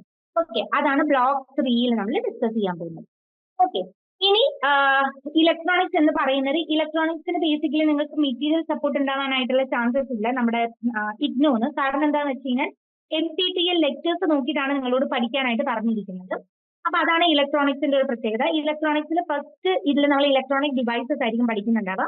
ഓരോ ഇലക്ട്രോണിക് ഡിവൈസിന്റെ കൺസ്ട്രക്ഷൻ, വർക്കിംഗ്, അതിന്റെ ബയാസിംഗ്, IV ക്യാരക്ടറിസ്റ്റിക്സ്, അതുപോലെ തന്നെ ഫ്രീക്വൻസി റെസ്പോൺസ്. അത് ഡയോഡിന്റെ ആയിക്കോട്ടെ, സോളാർ സെല്ലിന്റെ ആയിക്കോട്ടെ, ട്രാൻസിസ്റ്റേഴ്സ് ആയിട്ടുള്ള JFET, MOSFET, BJT, CMOS, UJT, SCR എന്നൊക്കെ പറഞ്ഞിട്ടുള്ള കുറെ എന്താ പറയുക ട്രാൻസിസ്റ്റേഴ്സ് നമ്മൾ നോക്കുന്നുണ്ട്. ഡയോഡ്സിൽ തന്നെ power diode, gun diode, laser diode, പിന്നെ അതുപോലെ തന്നെ ഫോട്ടോ ഡയോഡ് എന്നൊക്കെ പറഞ്ഞിട്ട് ഇതുപോലെ ഭയങ്കര വലിയ സംഭവങ്ങളൊന്നുമല്ല. ഇലക്ട്രോണിക് ആയിട്ടുള്ള ഡിവൈസസിന്റെ വർക്കിംഗ് പഠിക്കും, കൺസ്ട്രക്ട് ചെയ്യാൻ എങ്ങനെയാണ് നമ്മൾ പഠിക്കും, അതിന്റെ IV ക്യാരക്ടറിസ്റ്റിക്സ് നോക്കും, ഫ്രീക്വൻസി റെസ്പോൺസ് കർവ് നോക്കും. ഇത്ര കാര്യങ്ങളുള്ള എല്ലാത്തിനും ഇത് തന്നെയാണ് പഠിക്കുന്നത്. അപ്പൊ ചിലതിനൊക്കെ റിപ്പീറ്റ് ചെയ്ത് വരാനുള്ള ചാൻസ് ഉണ്ട്. പിന്നെ ഇലക്ട്രോണിക് സർക്യൂട്ട്സ്, അതായത് ആംപ്ലിഫയേഴ്സും ഓസിലേറ്റേഴ്സ് എന്ന് പറയുന്നത് അതിന്റെ ഫീഡ്ബാക്ക് കൊടുക്കുന്നത് നെഗറ്റീവ് ഫീഡ്ബാക്ക്, പോസിറ്റീവ് ഫീഡ്ബാക്ക്, പിന്നെ അതുപോലെ തന്നെയുള്ള ക്ലോക്ക് ജനറേറ്റേഴ്സും, പിന്നെ അതുപോലെ തന്നെ മൈക്രോവേവ് ജനറേറ്റേഴ്സ് എന്നൊക്കെ പറഞ്ഞിട്ടുള്ളത്. അതായത് ഇപ്പം ഒരു സിഗ്നൽ ആംപ്ലിഫയേഴ്സ് എന്തിനാണ് യൂസ് ചെയ്യുന്നത്, ഒരു സിഗ്നലിനെ ആംപ്ലിഫൈ ചെയ്ത് കാണിക്കാൻ വേണ്ടിയിട്ട്. ഓസിലേറ്റേഴ്സ് എന്താ യൂസ് ചെയ്യുന്നത്, from one point two another നമ്മളിങ്ങനെ ഇത് ഓസിലേറ്റ് ചെയ്യാനായിട്ട്, നമ്മുടെ പെൻഡുലം മോഷൻ പോലെ പറയുന്നതാണ് ഓസിലേഷൻ മോഷൻ എന്നൊക്കെ പറയുന്നത്. അതിൽ ഓരോ സർക്യൂട്ട്സിൽ എങ്ങനെ ബിഹേവ് ചെയ്യുന്നു. പിന്നെ നമ്മുടെ ഒപ്പാമ്പ്, ഓപ്പറേഷണൽ ആംപ്ലിഫയർ എന്ന് പറയുന്ന ഒപ്പാമ്പിന്റെ ഇഫക്റ്റ്, അതുപോലെ തന്നെ ഡിഫറെന്റ് ആയിട്ടുള്ള ഒപ്പാംസ് ഉണ്ട്. നമുക്ക് സ്മിത്ത് ട്രിഗർ ഓപ്പറേറ്റേഴ്സ് ഉണ്ട്, ആക്റ്റീവ് ഫിൽറ്റേഴ്സ് ഉണ്ട്, പ്രിസിഷൻ റെക്ടിഫയേഴ്സ് ഉണ്ട്, ലോഗരിതമിക് ആംപ്ലിഫയേഴ്സ് ഉണ്ട്. പേര് കേട്ടിട്ട് നിങ്ങൾ എന്തോ വലിയ സംഭവമാണെന്നൊന്നും വിചാരിക്കേണ്ട. ഇതിന്റെ പ്രിൻസിപ്പിൾ ഒക്കെ സെയിം തന്നെയാണ്, പക്ഷെ ചിലതിലൊക്കെ ഡിഫറെന്റ് ആയിട്ടായിരിക്കും ട്രീറ്റ് ചെയ്യുന്നുണ്ടാവും. ഓക്കെ, പിന്നെ പവർ സപ്ലൈ, നമ്മുടെ സ്വിച്ചിങ് പവർ സപ്ലൈ, അതായത് on and off mode, DC AC mode എന്നൊക്കെ പറഞ്ഞിട്ടുള്ള ഓരോ മോഡ്സ് നമ്മൾ പഠിക്കുന്നതാണ്. പിന്നെ special electronic devices, astable, monostable, bistable, പിന്നെ മൾട്ടി സ്റ്റേബിൾ വൈബ്രേറ്റേഴ്സ്. അതായത് എസ്റ്റേബിൾ എന്ന് വെച്ച് കഴിഞ്ഞാൽ ഒറ്റ സ്റ്റേജിൽ തന്നെ ഇങ്ങനെ മൂവ് ചെയ്യുന്നത്. മോണോസ്റ്റേബിൾ എസ്റ്റേബിൾ എന്ന് വെച്ച് കഴിഞ്ഞാൽ ഡിസ്റ്റർബ് ആയിട്ട് മൂവ് ചെയ്യുന്നത്. മോണോസ്റ്റേബിൾ എന്ന് വെച്ചാൽ ഒറ്റ സ്റ്റേജിൽ തന്നെ. ബൈസ്റ്റേബിൾ എന്ന് വെച്ചാൽ ഇതിലും ഇങ്ങനെ ഇങ്ങനെ ഷട്ടിൽ ചെയ്ത് ചെയ്യുന്ന അങ്ങനെ കുറെ നോയിസ് ടു സിഗ്നൽ റേഷ്യോ എന്നൊക്കെ പറഞ്ഞത്. പിന്നെയാണ് ഞാൻ പറഞ്ഞ മറ്റേ സംഭവം മൈക്രോ പ്രോസസർ, മൈക്രോ കൺട്രോളർ എന്ന് പറയുന്നത്. നമ്മൾ പഠിക്കുന്ന മൈക്രോ പ്രോസസർ 8086 പിന്നെ 8051 എന്ന് പറഞ്ഞിട്ടുള്ള അത് പ്രിമിറ്റീവ് ആയിട്ടുള്ള ഒരു സംഭവമാണ്. അതിന്റെ ആർക്കിടെക്ചർ, ബ്ലോക്ക് ഡയഗ്രാം, ബേസിക് ആയിട്ടുള്ള പ്രിൻസിപ്പിൾ അത് ഈ പറഞ്ഞതുപോലെ അത് പഠിക്കേ നിവർത്തിയുള്ളൂ. ഞാനങ്ങനെ പറയാൻ പാടില്ലാത്തതാണ് അത് കാണാതെ പഠിക്കണം എന്ന്. പക്ഷെ നമ്മുടെ പ്രിമിറ്റീവ് കമ്പ്യൂട്ടേഴ്സിൽ വരുന്ന ഒരു കാര്യമാണ് അത്. ഈ പറഞ്ഞതുപോലെ നിങ്ങൾക്ക് മനസ്സിലാക്കി പഠിക്കാനുള്ള സ്കോപ്പ് ഒന്നും ഇല്ല അതിനകത്ത്. ഓക്കെ, മൈക്രോ പ്രോസസർ നമ്മൾ പറയില്ലേ കമ്പ്യൂട്ടറിന് മുമ്പ് ആരെങ്കിലും ഉണ്ടായിരുന്നെങ്കിൽ അപ്പോൾ നമ്മൾ പ്രോഗ്രാമിങ്ങിന് യൂസ് ചെയ്തിരുന്ന കാര്യങ്ങളാണ്. പൈത്തൺ പ്രോഗ്രാമിംഗ് ലാംഗ്വേജ് ഒക്കെ നമുക്ക് മോസ്റ്റ്ലി ലോജിക് നോക്കി പഠിക്കാം. ഇതൊക്കെ ഈ പറഞ്ഞതുപോലെ കുറച്ച് ഡ്രൈ ആണ്, ബട്ട് ദിസ് ഇസ് നീഡഡ്. നമ്മൾ പഠിച്ചാലേ പറ്റുള്ളൂ. പിന്നെ അടുത്തത് ക്ലാസിക്കൽ മെക്കാനിക്സ് 2 ആണ്. ക്ലാസിക്കൽ മെക്കാനിക്സ് 2 MPH006 എന്ന് പറഞ്ഞ പേപ്പറാണ്. ക്ലാസിക്കൽ മെക്കാനിക്സിൽ 1 പഠിച്ച കുറച്ച് കാര്യങ്ങളുടെ കുറച്ചുകൂടി എക്സ്റ്റൻഷൻ ആയിരിക്കും നമ്മൾ ഇതിനകത്ത് പഠിക്കുന്നുണ്ടാവുക. ഹാമിൽട്ടോണിയൻ ഡൈനമിക്സ് ആണ് പഠിക്കുന്നത്. ഹാമിൽട്ടോണിയൻ പ്രിൻസിപ്പിൾ നമ്മൾ പഠിച്ചു. ഡൈനമിക്സ് എന്ന് പറഞ്ഞു കഴിഞ്ഞാൽ എന്താ പറയുക, ഡിഫറൻസ്, അതായത് സിസ്റ്റം ചേഞ്ച് ചെയ്യുന്നത്, symmetric transformation and Noether's theorem, Hamiltonian equations of motion, Hamiltonian phase space and application, Hamiltonian equation from variational principle. Variational principle എന്ന് പറഞ്ഞിട്ട് നമ്മൾ ജസ്റ്റ് അതിന്റെ ഇൻട്രൊഡക്ഷൻ എനിക്ക് തോന്നുന്നു ക്ലാസിക്കൽ മെക്കാനിക്സ് 1 ജസ്റ്റ് നമ്മളൊന്ന് പറയുന്നുണ്ടാവും. അത് കഴിഞ്ഞിട്ട് പിന്നെ കൂടുതലായിട്ടുള്ള ഡീറ്റെയിൽ ആയിട്ട് നമ്മൾ നോക്കാൻ പോകുന്നുണ്ടാവുക ഈ ഒരു ഇതിലായിരിക്കും. ഓക്കെ, ഹാമിൽട്ടോണിയന്റെ തന്നെ വരുന്നതാണ്.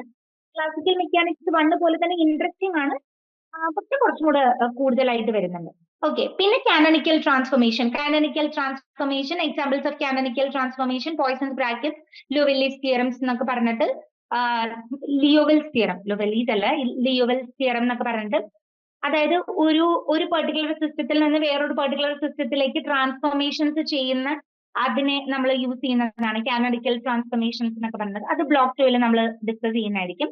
ബ്ലോക്ക് 3 വരുമ്പോൾ Hamilton Jacobi theory. Hamilton Jacobi തിയറിയാണ് its application action angle variables എന്ന്. അത് വേറെ തന്നെ ഒരു സംഭവമാണ്. ഹാമിൽട്ടോണിയൻ പ്രിൻസിപ്പിളുമായിട്ട് കമ്പയറബിൾ ആണോ ചോദിച്ചാൽ ആണ്, പക്ഷെ ഈ ജാക്കോബിയും കൂടെ വന്നതിന് ശേഷം ഇതൊരു ഓക്കെ, നമ്മുടെ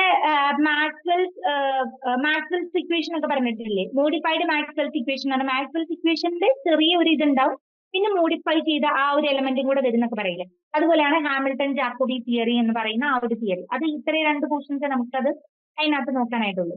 ഓക്കെ, പിന്നെ ബ്ലോക്ക് 4 വരുന്ന rigid body dynamics. Rigid body dynamics എന്ന് പറയുന്നത് ഇത് ആക്ച്വലി NPTEL ലെക്ചേഴ്സ് ആണ് വരുന്നത്. അതിൽ ഈ പറഞ്ഞതുപോലെ തന്നെ ഹാമിൽട്ടൺ ജാക്കോബി തിയറിയിൽ പറഞ്ഞിരിക്കുന്ന കുറച്ച് കാര്യങ്ങൾ ഓപ്പൺ എഡ്യൂക്കേഷണൽ റിസോഴ്സസ് പോലെ നിങ്ങൾ വരുന്നതാണ്. അത് ഒരു പ്രിസ്ക്രൈബ്ഡ് ആയിട്ടുള്ള ഒരു എന്താ പറയാ സെറ്റപ്പ് ഉണ്ടോ എന്ന് ചോദിച്ചാൽ ഇല്ല. ഇത് റിജിഡ് ബോഡി ഡൈനാമിക്സ് എന്ന് പറയുമ്പോഴത്തേനെ, റിജിഡ് ബോഡി എന്ന് പറയുന്നത് എന്താണ്? ഇപ്പം ഡംബല് കണ്ടിട്ടില്ലേ നിങ്ങള്? ഡംബല്, അതായത് ഒരു പെർട്ടിക്കുലർ ഇതിൽ ഇങ്ങനെ ഒരു സംഭവത്തിൽ റെസ്ട്രിക്ട് ചെയ്ത് ഇവിടെ 2 ഇത് വരുന്നത് ഡംബൽസ് നമ്മൾ ജിമ്പിലൊക്കെ യൂസ് ചെയ്യുന്നത്. അപ്പോൾ അതുപോലെയുള്ള കുറച്ച് സംഭവങ്ങളുടെ റിജിഡ് ബോഡി, അതിനാണ് നമ്മൾ റിജിഡ് ബോഡി എന്ന് പറയുന്നത്. ഒരു റെസ്ട്രിക്ഷൻ ഉള്ള മൂവ് ചെയ്യാൻ പറ്റുന്ന ബോഡി, അങ്ങനത്തെ കുറച്ച് ഡൈനാമിക്സ് പഠിക്കുന്നതാണ് അതിനകത്ത്. ഓക്കെ, അപ്പൊ അതിന്റെ സിലബസ് ആണ് ഈ പറയുന്നത്. Degrees of freedom of the rigid body, Euler's theorem, kinetic energy of the rotating rigid body, angular momentum. ഇത് കുറച്ചും കൂടെ രസമാണ് കേട്ടോ ഇത് പഠിക്കാനായിട്ട്. അത് കുറച്ചും കൂടെ നമ്മുടെ മറ്റേ പേപ്പറില്ലേ, അതായത് ലഗ്രാഞ്ച് പ്രിൻസിപ്പിൾ ഒക്കെ നമ്മൾ പഠിച്ചില്ലേ, കുറച്ച് പ്രോബ്ലമാറ്റിക് ആയിട്ട് അതുപോലെ വരുന്നതാണ്. ഇലാസ്റ്റിസിറ്റി ഒക്കെ ബേസ് ചെയ്ത് വരുന്ന അങ്ങനത്തെ ഒരു കോർഡിനേറ്റ് സ്ട്രക്ചർ ആണ് അതിനകത്ത് വരുന്നത്. അതെന്തൊക്കെയാണെന്നുള്ളത് ഡിസ്കസ് ചെയ്ത് പോകുന്നതാണ്. പിന്നെ അടുത്തത് ക്ലാസിക്കൽ ഇലക്ട്രോ ഡൈനമിക്സ് ആണ്. സോ അതിലാണ് ഞാൻ നേരത്തെ പറഞ്ഞതുപോലെ Maxwell's equation, electro magnetic waves and dynamics of the charge particle. Maxwell's equation, electro magnetic theory, electro magnetic waves and vacuum, dynamics of the charge particle. വളരെ എളുപ്പമുള്ള ബ്ലോക്കാണ് ബ്ലോക്ക് 1 എന്ന് പറയുന്നത്. വെറും ഇൻട്രൊഡക്ഷൻ ആണ്.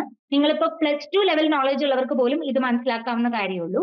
ഇത്രയേ ഉള്ളൂ. പിന്നെ ഡിഗ്രി ലെവൽ ഉണ്ടെന്നുണ്ടെങ്കിൽ കുറച്ചും കൂടെ അണ്ടർസ്റ്റാൻഡ് ചെയ്യാൻ പറ്റും. ക്ലാസിക്കൽ ആയിട്ടുള്ള ഇലക്ട്രോ ഡൈനമിക്സ് ആണ്, ക്വാണ്ടം ഇലക്ട്രോ ഡൈനമിക്സ് അല്ല, ക്ലാസിക്കൽ ബേസിക് ആയിട്ടുള്ള പ്രിൻസിപ്പിൾസ് ആണ്. ബ്ലോക്ക് 2 വരുമ്പോഴത്തേക്കും ഇലക്ട്രോ മാഗ്നറ്റിക് വേവ്സിന്റെ മെറ്റീരിയൽ മീഡിയം, അതായത് നമ്മൾ വാക്വത്തിൽ പഠിച്ചതുപോലെ തന്നെ മെറ്റീരിയൽ മീഡിയത്തിൽ ഇലക്ട്രോ മാഗ്നറ്റിക് വേവ്സിന്റെ ഡിഫറെന്റ് ആയിട്ടുള്ള രീതിയാണുള്ളത്. നമ്മൾ ഇലക്ട്രോ മാഗ്നറ്റിക് വേവ്സ് പഠിച്ചിട്ടില്ലേ, UV rays, IR rays, radio waves എന്നൊക്കെ പറഞ്ഞിട്ട് നമ്മൾ പഠിച്ചിട്ടില്ല. അപ്പൊ അത് മെറ്റീരിയൽ മീഡിയത്തിൽ വരുമ്പോൾ, അതുപോലെ തന്നെ മെറ്റീരിയൽ മീഡിയത്തിന്റെ ബൗണ്ടറിയിൽ വരുമ്പോൾ, അല്ലെങ്കിൽ ഡിസ്പേർഷൻ എങ്ങനെയാണ്, ഗൈഡഡ് വേവ് പ്രൊപ്പഗേഷൻ എന്ന് പറയുന്ന അത്. ഇത് കുറച്ചും കൂടെ തിയറിറ്റിക്കലി വരുന്ന ഒരു പേപ്പറാണ്.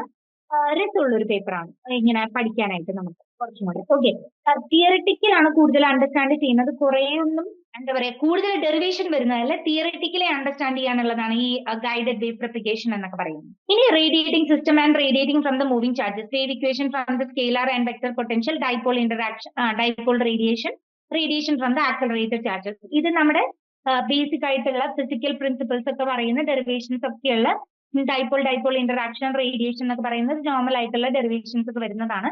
ഡെറിവേഷൻ പാർട്ട് കുറച്ചും കൂടെ സ്ട്രോങ് ഗ്രൗണ്ട് ഉള്ളവർക്ക് ഈ ഒരു പോർഷൻ നല്ല എളുപ്പമായിരിക്കും. പിന്നെ special theory of relativity and electrodynamics. Special theory of relativity, E=mc² വരുന്ന ആ സ്പെഷ്യൽ തിയറിയുടെ ഇൻട്രൊഡക്ഷൻസ്, പിന്നെ അതിന്റെ ടെൻസർ നൊട്ടേഷൻ, പിന്നെ ലോറൻസ് കോവേരിയന്റ് ഫോർമുലേഷൻ ഫോർ ഇലക്ട്രോഡൈനാമിക്സ്. ഇത് കുറച്ച് കൺഫ്യൂസിംഗ് ആയിട്ട് വരുന്ന ഒരു ടോപ്പിക് ആയിരിക്കാം ബേസിക്കലി. ചിലപ്പോൾ നിങ്ങൾക്ക് കുറച്ച് കൺഫ്യൂസിംഗ് ആയിട്ടൊക്കെ വരാനായിട്ട് ചാൻസ് ഉണ്ട് ഇതിനകത്ത്, എങ്ങനെ വരും എന്നുള്ളതൊക്കെ. അപ്പൊ അതത്ര ഭയങ്കര പാടല്ല, ബട്ട് ദാറ്റ് സ്റ്റിൽ ഒരു ഇതാണ്. ഇനി quantum mechanics 2, MPH008 quantum mechanics 2 എന്ന് പറയുന്ന പേപ്പറാണ്. അതിൽ ബ്ലോക്ക് 1 എന്ന് പറയുന്നത് symmetry and conservation loss in quantum mechanics എന്ന് പറയുന്നത്. ക്വാണ്ടം മെക്കാനിക്സിലെ ബേസിക് ഇൻട്രൊഡക്ഷൻസ് നമ്മൾ നോക്കിയതിന് ശേഷം പിന്നെ നമ്മൾ നോക്കാൻ പോകുന്നത് സിമെട്രിക് പ്രിൻസിപ്പിൾസ് ആണ്. അതായത് ഈ ക്വാണ്ടം മെക്കാനിക്സ് ഡീൽ ചെയ്യുന്ന സമയത്തുണ്ടല്ലോ, നമുക്ക് കുറച്ച് റൂൾസ് ഫേസ് ചെയ്യാനുണ്ട്. അതായത് ഓരോ സിസ്റ്റത്തിലും നമുക്ക് ഈ ക്വാണ്ടം മെക്കാനിക്സ് പ്രിൻസിപ്പിൾ ഓരോ രീതിയിലായിരിക്കും നമ്മൾ അപ്ലൈ ചെയ്തൊക്കെ കൊടുക്കുന്നുണ്ടാവുക. അപ്പൊ അങ്ങനത്തെ കാര്യങ്ങളൊക്കെ ആയിരിക്കും നമ്മൾ നോക്കുന്നുണ്ടാവുക. Symmetry in quantum mechanics 1, symmetry in quantum mechanics 2, identical particle, addition of angular momentum, ഇത്രയും കാര്യങ്ങളൊക്കെ ആയിരിക്കും നമ്മൾ ബ്ലോക്ക് 1 നമ്മൾ ഡീൽ ചെയ്യാൻ പോകുന്നുണ്ടാവുക. പിന്നെ ബ്ലോക്ക് 2 വരുമ്പോഴത്തേക്കും approximation methods in quantum mechanics, time independent perturbation theory. Perturbation എന്ന് പറഞ്ഞു കഴിഞ്ഞാൽ ബേസിക്കലി നോക്കുമ്പോഴത്തേക്കും നമ്മൾ ഒരു സിസ്റ്റത്തിനെ ഇപ്പം നമ്മൾ ആലോചിക്കുക, വെറുതെ ഇരിക്കുന്ന ഒരു സിസ്റ്റത്തിന് നമ്മൾ ചെന്ന് ഡിസ്റ്റർബ് ചെയ്ത് കഴിഞ്ഞാൽ അതിനൊരു പെർട്ടർബേഷൻ ഹാപ്പൻ ചെയ്യും. അതാണ് ഡിസ്റ്റർബൻസ് എന്ന് പറയുന്നത്. അത് ടൈം ഇൻഡിപെൻഡന്റ് ആയിട്ട് നമ്മൾ ട്രീറ്റ് ചെയ്യും. ടൈം ഡിപെൻഡന്റ് ആയിട്ടുള്ള പെർട്ടർബേഷൻ തിയറി നോക്കുന്നുണ്ടാവും. Variational theory and WKB theory, അതിനെ ബേസ് ചെയ്തിട്ട് വരുന്നതാണ് ഈ ഒരു അണ്ടർസ്റ്റാൻഡിങ്. ഇനി time dependent perturbation and scattering. ഇതിൽ സ്കാറ്ററിംഗ് വരുന്നുണ്ട്. നമ്മുടെ ഗോൾഡ് ഫോയിൽ സ്കാറ്ററിംഗ് ആണോ അല്ലെങ്കിൽ ഒരു ബേസിക് ആയിട്ടുള്ള ഒരു സ്കാറ്ററിംഗ് ആണ്. ഇതൊരു വലിയ എസ്സേ ആണ് കേട്ടോ. Time independent perturbation theory 1, time dependent perturbation theory 1, time dependent perturbation theory 2 and scattering എന്ന് പറയുന്ന ഒരു വലിയ എന്താണ് ഇത് എസ്സേ ക്വസ്റ്റ്യൻസ് ഒക്കെ ഏറ്റവും കൂടുതൽ ചോദിക്കാൻ ചാൻസ് ഉള്ള ഒരു ഏരിയ ആണ് ബ്ലോക്ക് 3 എന്ന് പറയുന്നത്. ഓക്കെ, പിന്നെ ബ്ലോക്ക് 4 വരുമ്പോഴത്തേക്കും introduction to relativistic quantum mechanics. അതെന്ന് പറയുന്നത് നേരത്തെ നമ്മൾ ഇലക്ട്രോ ഡൈനാമിക്സിൽ പറഞ്ഞതുപോലെ തന്നെ, അല്ലെങ്കിൽ ക്ലാസിക്കൽ മെക്കാനിക്സിൽ 2 പറഞ്ഞതുപോലെ തന്നെ കുറച്ചും കൂടി സ്പെഷ്യൽ തിയറി അപ്ലൈ ചെയ്യുന്നതാണ്. നിങ്ങൾക്ക് ഇതിൽ മൊത്തത്തിലുള്ള ഒരു അണ്ടർസ്റ്റാൻഡിങ് വരാൻ പറ്റുമോ എന്ന് ചോദിച്ചു കഴിഞ്ഞാൽ ഇത് കുറച്ച് ഹെവി ആയിട്ടുള്ള ഒരു പേപ്പറാണ്. Heavy in the sense conceptually ഭയങ്കര സ്ട്രോങ് ആയിട്ടുള്ളൊരു ബ്ലോക്ക് ആണിത്. അപ്പൊ ഇതുകൊണ്ട് ചില കാര്യങ്ങൾ നിങ്ങൾക്ക് മനസ്സിലാക്കാനായിട്ട് വളരെ ബുദ്ധിമുട്ടുണ്ടാവും. ബട്ട് ഇത് ആ പേപ്പറിന്റെ ഒരു രീതിയാണ്. ഓക്കെ, അതൊക്കെയാണ് ഇതിനകത്ത് നമ്മൾ നോക്കുന്നുണ്ടാവാം റിലേറ്റിവിസ്റ്റിക് ക്വാണ്ടം മെക്കാനിക്സ് പറഞ്ഞിട്ട്. ഇനി എന്തൊക്കെയാണ് നിങ്ങളുടെ ജനറൽ പ്രാക്ടിക്കൽ തിയറി എന്ന് പറയുന്നത്? First one Millikan oil drop experiment എന്ന് പറയുന്നത്. അത് മില്ലിക്കന്റെ ഒരു എക്സ്പെരിമെന്റൽ സെറ്റപ്പ് ഉണ്ട്. അതിൽ ഈ ഓയിൽ ഡ്രോപ്പ് ഇങ്ങനെ നമ്മൾ ആ ഒരു സെറ്റപ്പിൽ ഓയിൽ ഡ്രോപ്പ് ചെയ്യുന്ന സമയത്ത് ആ ഇലക്ട്രോണിന്റെ ചാർജ് കണ്ടുപിടിക്കാൻ വേണ്ടിയിട്ടാണ്. പിന്നെ E/M മെത്തേഡ്, തോംസൺസ് മെത്തേഡ് എന്ന് പറഞ്ഞിട്ട്. തോംസൺസ് മെത്തേഡ് എന്ന് പറയുമ്പോഴത്തേക്കും ഇലക്ട്രോൺ ടു M റേഷ്യോ എന്ന് പറയുന്നത് ഒരു സെറ്റപ്പിൽ നിന്ന്, അതൊരു ബേസിക് ഒരു സെറ്റപ്പാണ്, അതിൽ നിന്ന് കണ്ടുപിടിക്കുന്നതാണ്. പിന്നെ determining the plant constant using photo electric effect എന്ന് പറയുന്നത്. അത് ചിലപ്പോഴേ ചെയ്യാനായിട്ട് ചാൻസ് ഉള്ളൂ. ഫോട്ടോ ഇലക്ട്രിക് ഇഫക്റ്റ് ഒക്കെ നമുക്ക് ചെയ്യണമെങ്കിൽ കുറച്ച് ബുദ്ധിമുട്ടാണ്. ബട്ട് അതും നല്ലൊരു എക്സ്പെരിമെന്റ് ആണ്. പിന്നെ band gap determination of the semiconductor using 4-prop method, resistivity ഒക്കെ നോക്കുന്നത്. പിന്നെ hall effect in semiconductors, ഇതിനൊക്കെ സ്പെഷ്യൽ ആയിട്ടുള്ള എക്യുപ്മെന്റ്സ് ഉണ്ട് നമുക്ക് ചെയ്യാനായിട്ട്. പിന്നെ thickness of the film using the interference pattern. പിന്നെ determination of the refractive index of the air using interferometry. പിന്നെ magnetic susceptibility of solids using Gouy's apparatus. The velocity of sound in air using CROs use ചെയ്തിട്ട്. CRO എന്ന് പറയുന്നത് basically നമ്മുടെ electronics എക്സ്പെരിമെന്റിൽ base കാണാൻ വേണ്ടിയിട്ട് നമ്മൾ use ചെയ്യുന്ന CROs. പിന്നെ thermal conductivity of solid, dielectric constants of material, investigation with Mikaelson interferometer. Mikaelson interferometer എന്ന് പറയുന്ന ഒരു സംഭവമുണ്ട്. അതിനകത്തുള്ള ഇൻവെസ്റ്റിഗേഷൻസ് ബേസിക് ആയിട്ട് ചെയ്യുന്നതാണ്. പിന്നെ ഇലക്ട്രോണിക്സ് വരുമ്പോൾ ക്യാരക്ടറിസ്റ്റിക്സ് ഓഫ് UJT, മോസ്ഫെറ്റിന്റെ ക്യാരക്ടറിസ്റ്റിക്സ്, ഫോട്ടോ ഡയോഡിന്റെ ക്യാരക്ടറിസ്റ്റിക്സ്, CE ആംപ്ലിഫയറിന്റെ സിഗ്നൽസ് നോക്കുന്നത്. പിന്നെ അതുപോലെ തന്നെ RC ഓസിലേറ്റേഴ്സ്, കുറെ RC ഓസിലേറ്റേഴ്സ് നിങ്ങൾ ഡിസൈൻ ചെയ്തിട്ട് ഉണ്ടാക്കുക എന്നുള്ളത്. അതായത് ഇപ്പൊ നമുക്ക് വേണ്ട ഇതിന്റെ റെസിസ്റ്റേഴ്സ് അതുപോലെ തന്നെ കപ്പാസിറ്റേഴ്സ് നിങ്ങൾ സ്വന്തമായിട്ട് ഡിസൈൻ ചെയ്ത് ഉണ്ടാക്കുന്നതാണ് RC ഓസിലേറ്റേഴ്സ്. പിന്നെ അടുത്തത് സ്റ്റഡി ഓഫ് ഡിഫറൻഷ്യൽ ആംപ്ലിഫയേഴ്സ്. പിന്നെ നമ്മുടെ IC 777, അതുപോലെ തന്നെ IC 721, 723 എന്നൊക്കെ പറയുന്ന കുറെ നമ്മുടെ ചിപ്സ് ഉണ്ട്, IC ചിപ്സ് ഉണ്ട്. അതിന്റെയൊക്കെ ഡിസൈൻ ചെയ്യുക, അസംബിൾ ചെയ്യുക, ടെസ്റ്റ് ചെയ്യുക. പിന്നെ വേവ് ഷേപ്പിംഗ് ചെയ്യുന്നത്, പിന്നെ അതുപോലെ തന്നെ ഷ്മിഡ് ട്രിഗർ, നമ്മൾ നേരത്തെ പറഞ്ഞ ഫംഗ്ഷൻ ജനറേറ്ററിനും ഷ്മിഡ് ട്രിഗറിന്റെ ഇത് വരുന്നത്. പിന്നെ മൾട്ടി വൈബ്രേറ്റേഴ്സ്, പിന്നെ DAC, അതുപോലെ തന്നെ ട്രാൻസിസ്റ്റർ ബേസ്ഡ് ആംപ്ലിഫൈഡ് മോഡുലേറ്റർ, പിന്നെ മൈക്രോ കൺട്രോളർ പ്രോഗ്രാമിംഗ് വരുന്നുണ്ട്. അതാണ് ഞാൻ പറഞ്ഞത്. DAC ഒരു എന്താ പറയാ, പണ്ടത്തെ ടൈപ്പ് റൈറ്റിംഗ് മെഷീൻ പോലെ ഇരിക്കുന്ന ഒരു സാധനമാണത്. അപ്പൊ അതിന് നമ്മളിങ്ങനെ നമ്മൾ കോഡ് അടിച്ചു കൊടുത്തിട്ട് ആ കോഡ് കിട്ടുന്ന ആ പരിപാടിയാണ് മൈക്രോ കൺട്രോളർ പ്രോഗ്രാമിംഗ് എന്ന് പറയുന്നത്. ഓക്കെ, ഇത്രയാണ് നമ്മുടെ എന്താ പറയാ സിലബസ് ഡീകോഡിങ്ങിൽ വരുന്നത്. എന്താ പറയാ, നെക്സ്റ്റ് അസൈൻമെന്റ്സിനെ പറ്റിയിട്ടും ബാക്കി പ്രോഗ്രാം കംപ്ലീഷനെ പറ്റിയിട്ടും ഷപ്ന മാം കുറച്ചും കൂടി ഡീറ്റെയിൽ ആയിട്ട് നിങ്ങൾക്ക് എക്സ്പ്ലെയിൻ ചെയ്ത് തരുന്നതായിരിക്കും. അപ്പൊ നമ്മുടെ സെഷൻസിനെ കുറിച്ച് ഒരു ഓവറോൾ ഐഡിയ ഇപ്പം ഏകദേശം നമ്മുടെ പേപ്പറിനെ കുറിച്ചെല്ലാം നിങ്ങൾക്ക് കിട്ടിയിട്ടുണ്ടാവും. നമ്മൾ ഫസ്റ്റ് ഇയറിൽ ഏതൊക്കെ പേപ്പേഴ്സ് ആണ് പഠിക്കേണ്ടത്. ഇനി നമ്മൾ ഈ 2 വർഷം കൊണ്ട് നമ്മൾ പഠിച്ചെടുത്ത കാര്യങ്ങൾ അസസ്മെന്റ് നടത്തുന്നത് ഇങ്ങനെ 2 രീതിയിലായിരിക്കും. ഒന്ന് അസൈൻമെന്റ് ആണ്, മറ്റൊന്ന് ടെർമിനൽ ആൻഡ് എക്സാമിനേഷൻസ് ആണ്. അപ്പോൾ ഈ അസൈൻമെന്റിനായിക്കോട്ടെ ടെർമിനൽ ആൻഡ് എക്സാമിനേഷൻസ് ആയിക്കോട്ടെ, രണ്ടിനും സെയിം ഒരേ ഇമ്പോർട്ടൻസ് ആണുള്ളത്. സോ ഫസ്റ്റ് നമുക്ക് അസൈൻമെന്റ്സിനെ കുറിച്ച് പറയാം. അസൈൻമെന്റ്സ് എപ്പോഴും നമ്മൾ എന്ത് ചെയ്യുക, ഡ്യൂ ഡേറ്റിന്റെ മുന്നേ തന്നെ നമ്മൾ സബ്മിറ്റ് ചെയ്യാൻ വേണ്ടിയിട്ട് നോക്കുക. പിന്നെ നമ്മുടെ അസൈൻമെന്റ്സിന്റെ പാറ്റേൺ എന്ന് പറയുന്നത് ഡിസ്ക്രിപ്റ്റീവ് ആയിരിക്കും, അതുപോലെ ഷോർട്ട് ആൻസേഴ്സ് ഉണ്ടാകും. അതായത് ഒരു ടോപ്പിക് തന്നിട്ട് അതിനെ കുറിച്ച് ഡിസ്ക്രിപ്റ്റീവ് ആയിട്ട് എഴുതല്ല, മറിച്ച് ക്വസ്റ്റ്യൻ ആൻസർ എന്ന രീതിയിലായിരിക്കും നമ്മൾ അസൈൻമെന്റ് കവർ ചെയ്ത് പോകുന്നുണ്ടാകുക. സോ ചില ക്വസ്റ്റ്യൻസ് ഡിസ്ക്രിപ്റ്റീവ് ടൈപ്പ് ആയിരിക്കും, ചില ക്വസ്റ്റ്യൻസ് ഷോർട്ട് ആൻസർ ടൈപ്പ് ആയിരിക്കും. അങ്ങനെ 2 രീതിയിലും നമുക്ക് കാണാൻ പറ്റും. പിന്നെ നമ്മുടെ അസൈൻമെന്റ്സ് എപ്പോഴും ഹാൻഡ് റിട്ടൺ ആയിരിക്കും. ഹാൻഡ് റിട്ടൺ ആവണം എന്നുള്ളത് നിർബന്ധമാണ്. അസൈൻമെന്റ് സബ്മിറ്റ് ചെയ്യുന്നതിന്റെ മുന്നായിട്ട് എപ്പോഴും ഒരു ഡ്യൂപ്ലിക്കേറ്റ് കോപ്പി നമ്മുടെ കയ്യിൽ വെക്കണം. കാരണം അതൊരു ഫർദർ റെഫറൻസ് ആണ്, നമുക്കൊരു എക്സാം പ്രിപ്പറേഷൻ ടൈമിലേക്കുള്ള ഒരു ഫർദർ റെഫറൻസ് ആണ്. അതേസമയം ഒരു എവിഡൻസ്, ഇൻ കേസ് നമ്മുടെ എക്സാം ട്യൂട്ടർ മാർക്കഡ് ആയി വന്നില്ല എന്നുണ്ടെങ്കിൽ അങ്ങനത്തെ സിറ്റുവേഷൻസിൽ അതൊരു എവിഡൻസും കൂടെയാണ്. ഓക്കെ, ഇനി നമ്മൾ വൺസ് അസൈൻമെന്റ് സബ്മിറ്റ് ചെയ്ത് കഴിഞ്ഞാൽ വിത്തിൻ 1 month തന്നെ അത് മാർക്ക് ചെയ്ത് കിട്ടണം എന്നാണ്. അതായത് സ്റ്റഡി സെന്റേഴ്സിൽ നിന്ന് അങ്ങനെ മാർക്ക് ചെയ്ത അസൈൻമെന്റ്സിനാണ് നമ്മൾ ട്യൂട്ടർ മാർക്ക്ഡ് അസൈൻമെന്റ്സ് എന്ന് പറയുന്നത്. അസൈൻമെന്റ്സിന് വേണ്ട മിനിമം പാസ് പെർസെന്റേജ് ആണ് 40%. സോ നമ്മൾ എപ്പോഴും ഒരു 40, 45, 50 ആ റേഞ്ചിൽ സ്കോർ ചെയ്യാൻ വേണ്ടിയിട്ട് നോക്കുക. ഇനി ഒരു എക്സ്ട്രീം സിറ്റുവേഷൻ അല്ലെങ്കിൽ ഒരു എക്സ്ട്രീം കേസ് എന്ന് പറയുന്നത്, ഇൻ കേസ് നമുക്ക് അസൈൻമെന്റ്സ് സബ്മിറ്റ് ചെയ്യാൻ പറ്റിയില്ല എന്നാണെങ്കിൽ, ദാറ്റ് മീൻസ് ഇപ്പം എന്തെങ്കിലും കാരണം കൊണ്ട് നമ്മൾ സബ്മിറ്റ് ചെയ്ത അസൈൻമെന്റ് റിജക്ട് ചെയ്തു, 40% നമുക്ക് കവർ ചെയ്യാൻ പറ്റിയില്ല, അതെല്ലാം ഒരു എക്സ്ട്രീം കേസ് ആണ്. അപ്പം അത് നമ്മൾ പറയണല്ലോ പറയുമ്പോൾ. അങ്ങനത്തെ സിറ്റുവേഷനിൽ നെക്സ്റ്റ് സൈക്കിളിൽ ഫ്രഷ് അസൈൻമെന്റ്സ് റിലീസ് ചെയ്യുമ്പോൾ നമുക്കത് എഴുതി വെക്കാവുന്നതാണ്. ഇത്രയാണ് അസൈൻമെന്റ്സിനെ കുറിച്ച് നമുക്ക് പറയാനുള്ളത്. നെക്സ്റ്റ് അതേപോലെ ഇമ്പോർട്ടന്റ് ആയ ഒന്ന് തന്നെയാണ് നമ്മുടെ ടെർമിനൽ ആൻഡ് എക്സാമിനേഷൻസ്. ഇഗ്നോയുടെ പാറ്റേൺ അനുസരിച്ച് ജൂണിലും ഡിസംബറിലും ആയിരിക്കും എക്സാംസ് നടക്കുന്നുണ്ടാവുക. വൺസ് നമുക്ക് എക്സാം അപ്പിയർ ചെയ്യണം എന്നുണ്ടെങ്കിൽ നമ്മൾ അസൈൻമെന്റ്സ് എന്താണെങ്കിലും വെച്ചിട്ടുണ്ടാവണം. അസൈൻമെന്റ്സ് നമ്മൾ സബ്മിറ്റ് ചെയ്തിട്ടുണ്ടാവണം. അസൈൻമെന്റ് സബ്മിറ്റ് ചെയ്താൽ മാത്രമേ ഉള്ളൂ നമുക്ക് എക്സാംസ് അപ്പിയർ ചെയ്യാൻ വേണ്ടിയിട്ട് പറ്റുക. എക്സാമിന്റെ ഇപ്പം ഡിസംബർ സൈക്കിളിൽ എക്സാം ആണെങ്കിൽ ലാസ്റ്റ് ഡേറ്റ് വരുന്നത് ഏകദേശം ഒരു 13th സെപ്റ്റംബറോട് കൂടിയായിരിക്കും. ഇനി ജൂൺ സൈക്കിളിൽ എക്സാമിനാണെങ്കിൽ ഡ്യൂ ഡേറ്റ് വരുന്നത് ഏകദേശം 31st March ഒക്കെ ആയിരിക്കും. എക്സാംസിന് നമ്മൾ ഓൺലൈൻ ആയിട്ടായിരിക്കും അപ്ലൈ ചെയ്യുന്നുണ്ടാവുക. അപ്പൊ ഈ ഒരു ഡ്യൂ ഡേറ്റിന്റെ മുന്നായിട്ട് തന്നെ നമ്മൾ എക്സാംസിന് അപ്ലൈ ചെയ്തിട്ടുണ്ട് എന്ന് ഉറപ്പുവരുത്തുക. ഇതിന്റെ കൂടെ തന്നെ നിങ്ങൾക്ക് പ്രാക്ടിക്കൽസും ഉണ്ടാകും, പ്രാക്ടിക്കൽ ടെർമിനൽ ആൻഡ് എക്സാമിനേഷൻസും ഉണ്ടാകും, വൈവ വോയിസ് ഉണ്ടാകും, ഇന്റേൺഷിപ്പ് ആൻഡ് പ്രൊജക്ട്. ഇതെല്ലാം നിങ്ങൾ അവിടെ തന്നെ പോയിട്ട്, അതായത് സ്റ്റഡി സെന്ററിൽ തന്നെ പോയിട്ട് വേണം നിങ്ങൾ അറ്റൻഡ് ചെയ്യാൻ വേണ്ടിയിട്ട്, പ്രാക്ടിക്കൽസും വൈവയും എല്ലാം. ഓക്കെ, നെക്സ്റ്റ് നമ്മുടെ ടെർമിനൽ ആൻഡ് എക്സാമിനേഷന്റെ പാസ് പെർസെന്റേജ് ആണ്. ഇതുപോലെ അസൈൻമെന്റിന്റെ പോലെ തന്നെ 40% തന്നെയാണ് നമുക്ക് ടെർമിനൽ ആൻഡ് എക്സാമിനേഷൻ നമ്മൾ സ്കോർ ചെയ്യേണ്ടത്. വൺസ് നമുക്ക് ആ ഒരു പെർസെന്റേജ് മീറ്റ് ചെയ്യാൻ പറ്റിയില്ല എന്നാണെങ്കിൽ, 40-45% മീറ്റ് ചെയ്യാൻ പറ്റിയില്ലെങ്കിൽ നെക്സ്റ്റ് നമുക്ക് സപ്ലിമെന്ററി ഓപ്ഷൻസ് ഇല്ല. അടുത്ത സൈക്കിളിൽ ആ എക്സാംസ് വരുമ്പോൾ നമുക്ക് അറ്റൻഡ് ചെയ്യാം. ഇപ്പൊ നിങ്ങൾ ജൂണിലാണ് എക്സാം എഴുതുന്നത് എന്നുണ്ടെങ്കിൽ പിന്നെ നിങ്ങൾക്ക് എന്ത് ചെയ്യാം, ആ സെയിം ഇയർ ഡിസംബറിൽ എക്സാംസ് നടക്കും. അപ്പൊ നിങ്ങൾക്ക് അത് അറ്റൻഡ് ചെയ്യാൻ വേണ്ടിയിട്ട് പറ്റും. ഇത്രയാണ് നമ്മുടെ ടെർമിനൽ ആൻഡ് എക്സാമിനേഷൻസിനെ കുറിച്ച് നമുക്ക് പറയാനുള്ളത്. സോ ഫൈനൽ റിസൾട്ട് എന്ന് പറയുന്നത് ബോത്ത് ട്യൂട്ടർ മാർക്കഡ് അസൈൻമെന്റ്സിന്റെയും ടെർമിനൽ ആൻഡ് എക്സാമിനേഷൻസിന്റെ ആയിരിക്കും. 30 marks obtained in TMAs, tutor marked അസൈൻമെന്റ്സിൽ നമുക്ക് 30%, ടെർമിനൽ ആൻഡ് എക്സാമിനേഷൻസിലാണെങ്കിൽ 70% വേണം. ഇത്രയാണ് അസൈൻമെന്റ്സിനെ കുറിച്ചും അതുപോലെ നമ്മുടെ ടെർമിനൽ ആൻഡ് എക്സാമിനേഷൻസിനെ കുറിച്ചും പറയാനുള്ളത്. നെക്സ്റ്റ് ഇനി നമ്മുടെ പ്ലാറ്റ്ഫോം എല്ലാവർക്കും അറിയുന്ന പോലെ തന്നെ കേരളത്തിലെ തന്നെ നമ്പർ 1 പ്ലാറ്റ്ഫോം ആണ് ലേൺവൈസ് എന്നുള്ളത്.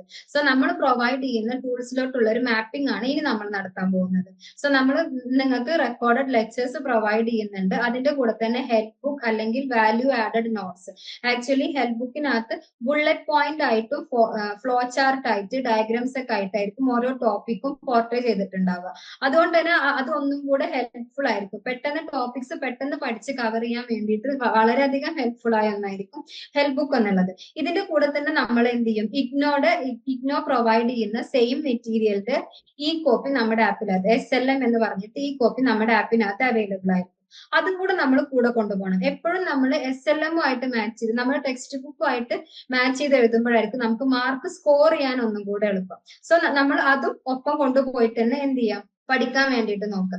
പിന്നെ നിങ്ങൾക്ക് എന്ത് ചെയ്യാം, എക്സാം PDF അല്ലെങ്കിൽ എക്സാം സ്പെഷ്യൽ ഗൈഡ് പോലുള്ള ടൂൾസ് അവൈലബിൾ ആണ്.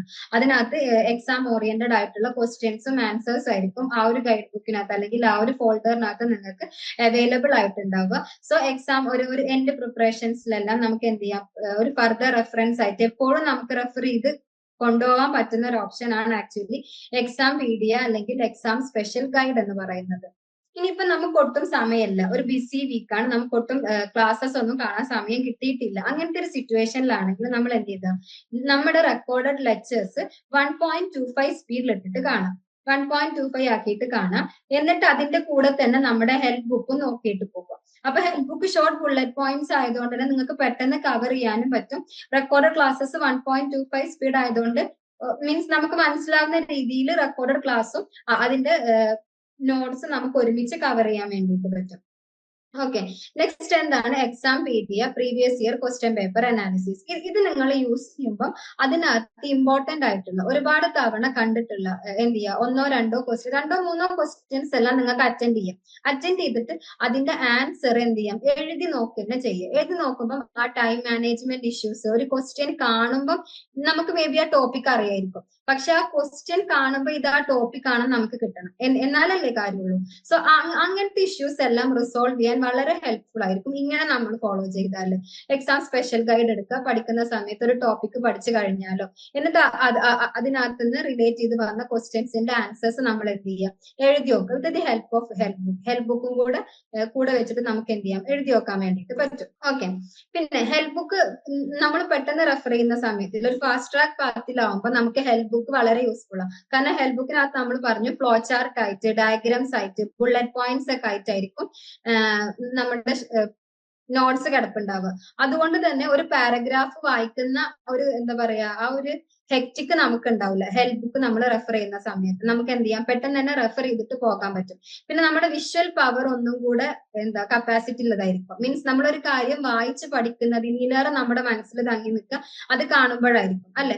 അതുകൊണ്ട് തന്നെ ഇതുപോലെ ഫ്ലോ ചാർട്ടും ഡയഗ്രാംസും ഒക്കെ ആണെന്നുണ്ടെങ്കിൽ നിങ്ങൾക്ക് എന്ത് ചെയ്യാം, ആ ഒരു ഡയഗ്രത്തിൽ തന്നെ മേ ബി ഒരു ഷോർട്ട് ആൻസർ ടൈപ്പ് ക്വസ്റ്റ്യൻസ് ഒക്കെ എഴുതാൻ വേണ്ടിയിട്ട് പറ്റും. കാരണം ആ ഡയഗ്രത്തിന് ഒന്ന് എലാബറേറ്റ് ചെയ്താൽ മതിയാവും.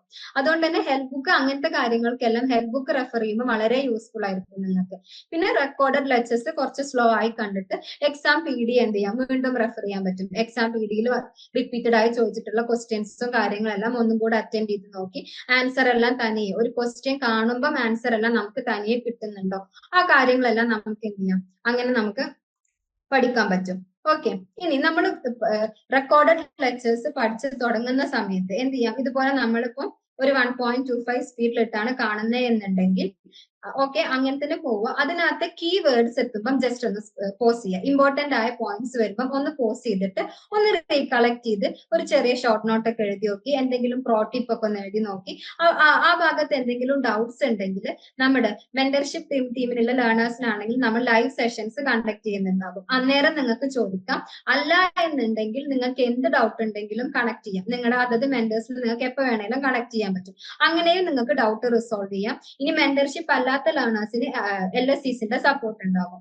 ഓക്കെ, ഇങ്ങനെ നിങ്ങൾക്ക് ഒരു സ്ട്രക്ചേർഡ് ആയിട്ട് നിങ്ങളുടെ പഠിത്തം നിങ്ങൾക്ക് കൊണ്ടുപോകാൻ വേണ്ടിയിട്ട് പറ്റും. നമുക്ക് ഇനിയിപ്പം ടൈം കുറവാണെങ്കിലും ആ ഒരു ഉള്ള ടൈമിനനുസരിച്ച് നമുക്ക് എന്ത് ചെയ്യാം, നമ്മുടെ പഠിത്തത്തെ നമുക്ക് സ്ട്രക്ചർ ചെയ്ത് കൊണ്ടുപോകാണ് നോക്കേണ്ടത്. ഓക്കെ, ഇനി ഹെൽപ്പ് ബുക്കിലോട്ട് വരുമ്പോൾ നമ്മൾ പറഞ്ഞ പോലെ തന്നെ ഒരു റെഡി എക്സ്പ്ലനേഷൻസിന് പകരം അതിനകത്ത് അതിനകത്ത് ഷോർട്ട് ആയിട്ടുള്ള ഡയഗ്രാംസ്, ഫ്ലോ ചാർട്ട്, ക്ലീൻ ആയിട്ടുള്ള എക്സ്പ്ലനേഷൻ ആയിരിക്കും.